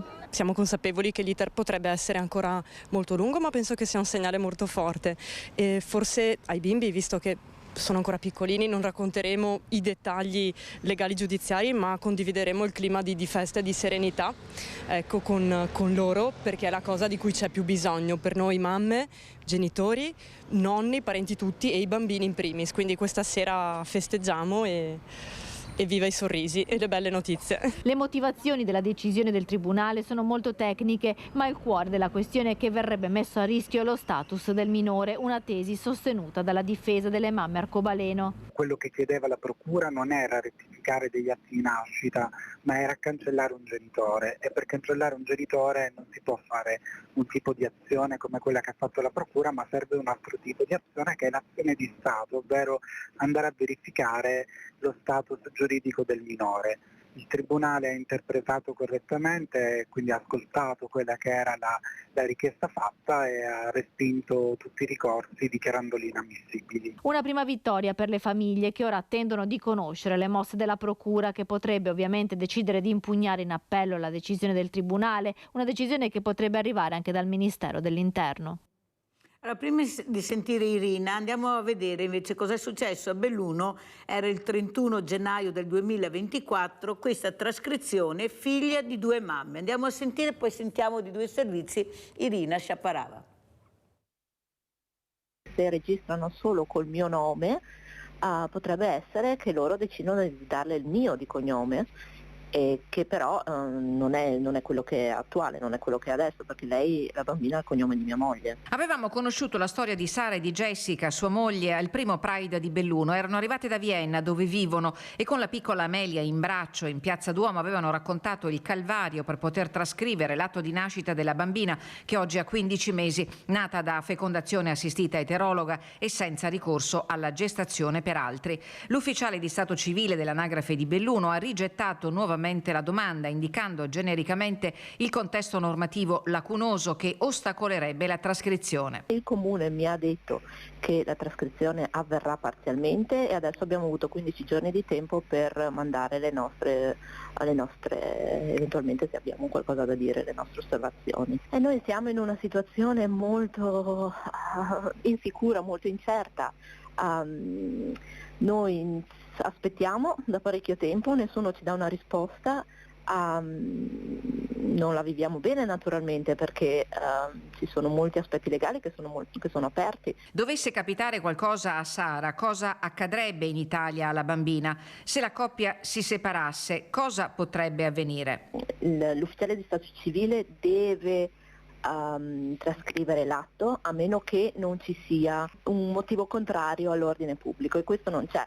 C'è già una delle decisioni della Corte di Cassazione, ci sono delle decisioni della Corte Costituzionale, hanno detto che non nel nostro caso, quindi nel caso di fecondazione eterologa, non c'è una motivazione contraria all'ordine pubblico. L'avvocato Antonio Rotelli di Roma, dopo la messa in mora del comune di Belluno lo scorso 4 gennaio, oggi ha inviato un nuovo sollecito e contestualmente ha invitato il prefetto a disporre la trascrizione dell'atto di nascita della piccola Amelia qualora sussistesse ancora l'inerzia del comune.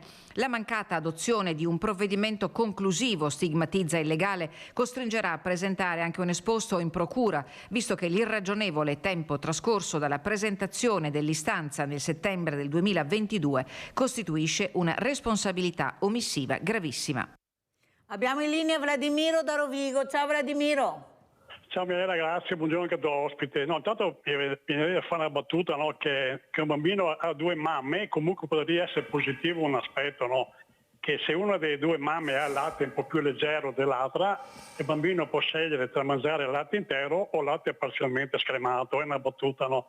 No, come sempre per me è importante una battuta, mica senza nessun valore di giudizio. No, volevo fare una considerazione al tuo ospite. Per me in tutte le cose è importante il metodo oltre che il merito, il contenuto, cioè la questione in cui si va a dibattere, no? Quando che mi sento per esempio che le persone che è a favore imputa alla destra per esempio la resistenza oppure altre forme, per me questo è un errore, è uno sbaglio che va a ridurre la potenzialità di sviluppo dell'argomento. Mi credo che nella società l'unico soggetto che si oppone effettivamente a quello che alcuni pensano che sia un miglioramento della società, via parlando, non è la Chiesa, quella tradizionalista, nelle sue varie forme. Tanto è vero che sia la Chiesa cattolica che sia quella ebraica, perché anche quella ebraica è molto conservatrice, non parliamo di quella islamica, via, cioè la Chiesa è quella tradizionale che si è fondata secoli o millenni fa in una forma di famiglia ben chiara e, diciamo così, tra virgolette, primitiva, e che vive nel mantenimento di questa forma di società e di famiglia. È quella che senza dire che fa bene o fa male, ma proprio per stare al metodo, è quella che si oppone a tutti gli eventuali avanzamenti o cambiamenti sociali, compresa quella della famiglia. Grazie Vladimiro, se no non riesce a risponderti, deve anche commentare il servizio. Sì, no, sei stato molto chiaro, grazie Vladimiro. Allora Irina, commentiamo il servizio e poi rispondiamo a Vladimiro che ha toccato un tema importante, prego. Allora, riguardo il servizio, Sara e Jessica hanno partorito la loro figlia all'estero e appunto, come si diceva, la Corte Costituzionale in più di una sentenza ha ribadito e confermato l'obbligo della trascrizione del certificato di nascita rilasciato regolarmente all'estero. Quindi la bambina deve essere registrata all'anagrafe e il suo certificato di nascita deve essere trascritto. Non esiste nessuna contrarietà all'ordine pubblico. Infatti l'ordine pubblico è il motivo per cui sono stati impugnati anche i nostri certificati di nascita. E io mi chiedo, come ovviamente anche tutte le mamme e tutti i padri, cosa facciamo di così brutto nell'amare e nel formare una famiglia che andiamo contro l'ordine pubblico? Non facciamo nulla di ciò. No? Nulla di osceno, assolutamente, siamo genitori come qualunque altro genitore che vogliamo bene ai nostri figli, noi li vogliamo, li creiamo, li progettiamo ancora prima che nascono, quindi una volta che sono nati noi facciamo di tutto per proteggerli, ma soprattutto per dargli i diritti che gli mancano in assenza di una legge in Italia. Per quanto riguarda Vladimiro, a parte le battute sul latte che lì ovviamente possono essere attribuite a qualsiasi tipo di famiglia, non vorrei intoccare il discorso della religione, in quanto l'Italia è uno Stato laico.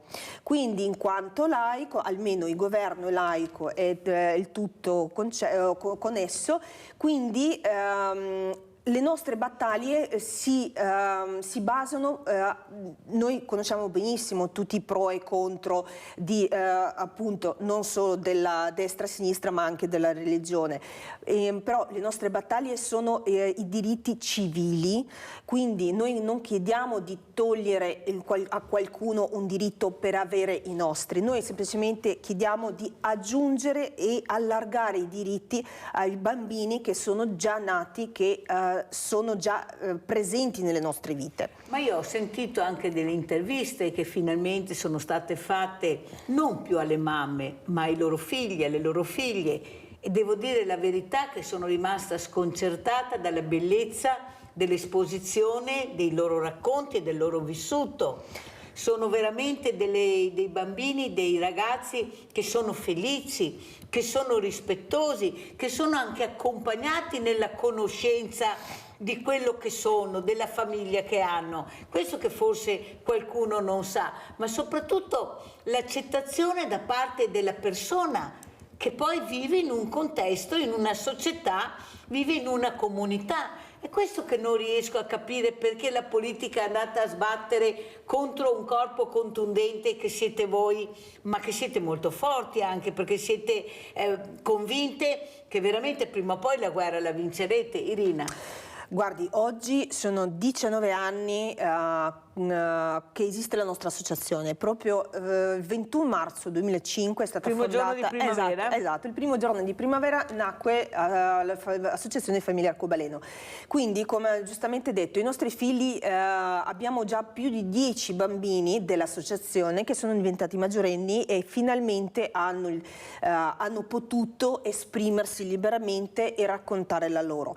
Noi sempre invitiamo tutte le persone che hanno anche minimi dubbi e se per caso non hanno nella loro scuola una famiglia che è composta da 2 mamme oppure da 2 papà, di venire da noi durante i nostri incontri locali, ma anche per esempio il 28 aprile noi a Vittorio Veneto, presso il Parco Fender, facciamo la consueta e annuale festa delle famiglie, quindi con giochi, con l'intrattenimento per i bambini, con il food truck, con tantissime attività. Perché lo facciamo? Perché solo le persone che ci vedono e ci conoscono direttamente, ma non per sentito dire oppure per stereotipi, sanno che noi siamo famiglie come tutte le altre. E questo è molto importante. Allora andiamo a vedere anche un altro servizio molto importante. Andiamo a Udine invece adesso, andiamo a vedere questa ripresa consiglio comunale 2 mamme. Andiamo a Udine. Tiene banco in consiglio comunale la questione ormai denominata delle 2 mamme. Con la scelta del sindaco De Toni è andata a colmare un vuoto normativo nazionale. La maggioranza applaude per la sensibilità nella tematica, ma l'opposizione contesta il fatto che sia una scelta per farsi pubblicità positiva e non, come detto dal sindaco stesso, di tutela del bambino concepito con procreazione assistita all'estero. De Toni si è detto pronto a rifare la stessa scelta per altri casi. Se non avessi fatto così, il neonato, nostro concittadino udinese, avrebbe rischiato di rimanere senza la tutela di una famiglia in caso di tragiche eventualità. La coppia in questione è una famiglia già formata che a suo tempo aveva registrato i figli in una città europea. La coppia ha chiesto di registrare un altro figlio qui a Udine. Il nostro compito come amministratori non è quello di esprimere un giudizio di valore in merito alle scelte dei cittadini. Chiede se intendo comportarmi così in futuro in casi analoghi. Il sindaco ascolterà sempre le esigenze dei cittadini. La pubblica amministrazione deve essere al servizio delle legittime esigenze dei cittadini. Più che mai, nel caso specifico, quando tali esigenze rientrino nell'ambito della tutela dei diritti inviolabili di soggetti deboli. Ad avanzare il question time è stata la consigliera Palmisciano della lista Fontanini, per nulla soddisfatta dall'intervento del primo cittadino. I dubbi restano. La risposta del sindaco non è che mi ha dato molta soddisfazione, anche perché lui dice tutela soggetti deboli, un giudizio di valore sulle scelte dei cittadini. Perché costringere? Ma nessuno è costretto, Sono anche un po' dispiaciuta di questa dichiarazione del sindaco, valuta caso per caso. E poi tutelare i più deboli, dove i neonati non c'entrano, hanno due madri e quindi non capisco, potevano pensarci prima, sapevano benissimo la normativa in Italia. Di conseguenza, se non gli sta bene la normativa italiana, per quanto mi riguarda, possono stare benissimo a Londra, all'estero, dove vogliono loro. Per quanto ci riguarda, la cosa non è chiusa qui, perché io la ritengo molto, molto grave. Avete capito perché queste battaglie sono battaglie veramente toste, sono battaglie dure che tu devi combattere per l'armonia di questi bambini che ci sono, che vivono, che frequentano la comunità. Irina. Allora, noi combattiamo per la possibilità per esempio, per fare la procreazione medicalmente assistita, PMA, qui in Italia.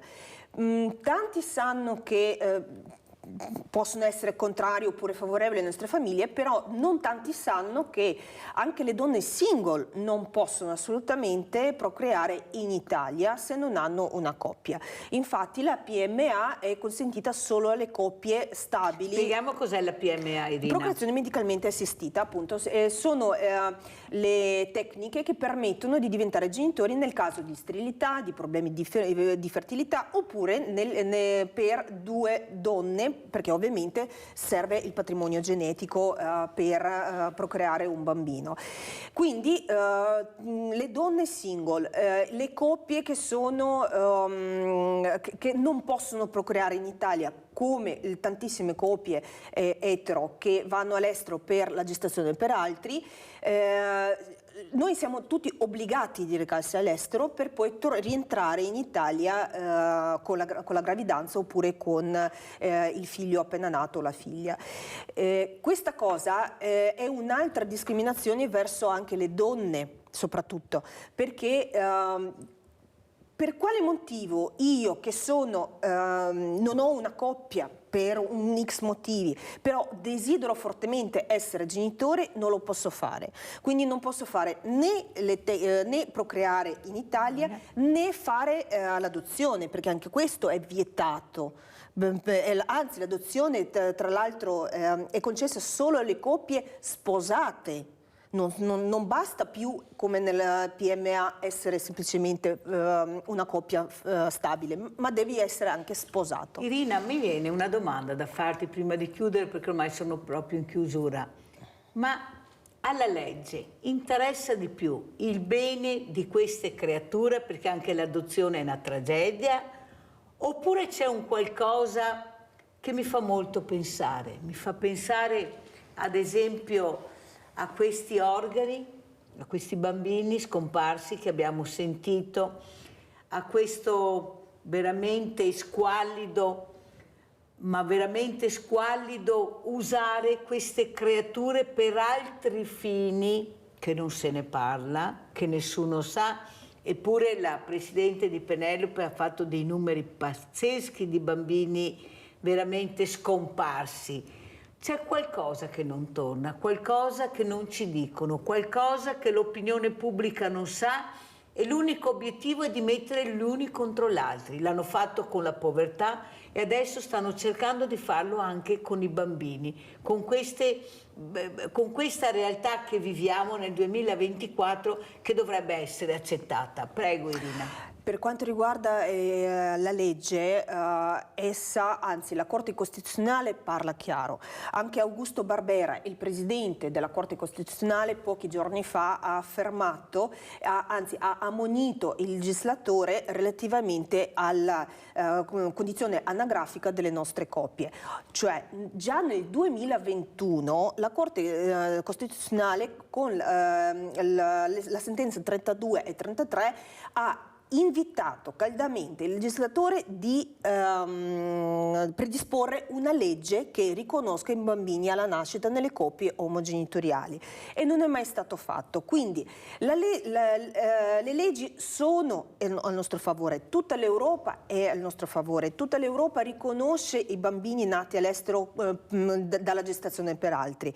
Non si può fare la gestazione per altri in tanti paesi d'Europa, però riconoscono i bambini nati, riconoscono i certificati, quindi non si sta, la nostra associazione non sta chiedendo qualcosa che è al di fuori della normalità oppure qualcosa che va contro l'ordine pubblico, ma sta chiedendo qualcosa che è già esiste in altri paesi europei. L'Italia hanno già legiferato. Sì, se Giappone tra poco deciderà per matrimonio egualitario e l'adozione, noi saremo l'ultimo paese del G7 a rimanere senza le leggi in merito. Avete capito quello che ha detto Irina? Sono cose che fanno veramente riflettere. Allora Irina Sciapparava, come ci saluti e cosa vuoi dire, che messaggio vuoi dare alle tante persone che ti stanno ascoltando? Venite a conoscerci perché a Vittorio Veneto appunto il 28 aprile siamo lì, saremo disposti a rispondere a tutte le domande, a far giocare i nostri figli, li vedete, li conoscerete e in ogni occasione che vi trovate lungo la strada avvicinateci perché noi non abbiamo paura, i nostri figli sono orgogliosi di avere le due mamme oppure due papà. Non pensate per stereotipi, ma andate oltre per conoscerci. Grazie Irina Sciapparova, grazie a voi. Adesso andiamo a pranzo con la proposta di Mirella. Pollo all'uso di Recanati. In una lettera all'amico Giordani, Leopardi scriveva a proposito della sua città Recanati: è così piana e naturale e lontana da ogni ombra d'affettazione. Non ti è nulla né della leziosaggine toscana né della superbia romana. Ingredienti per 4 persone: 1 chilogrammo di pollo, burro, vino bianco secco, 300 grammi di polpa di pomodoro, peperoncino rosso, olio, sale. Tagliate a pezzi il pollo.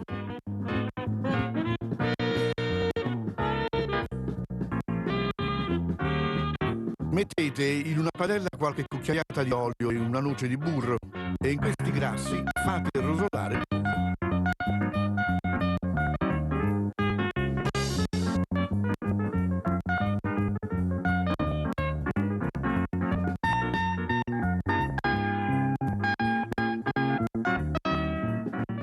Quando i pezzi di pollo avranno preso una bella colorazione dorata, conditeli con sale e bagnateli con un bicchiere di vino bianco secco.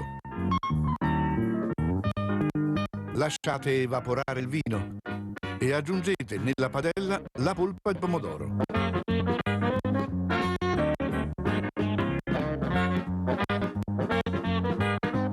Condite con un buon pizzico di peperoncino rosso. Abbassate la fiamma e lasciate cuocere il pollo fino a che risulterà molto tenero.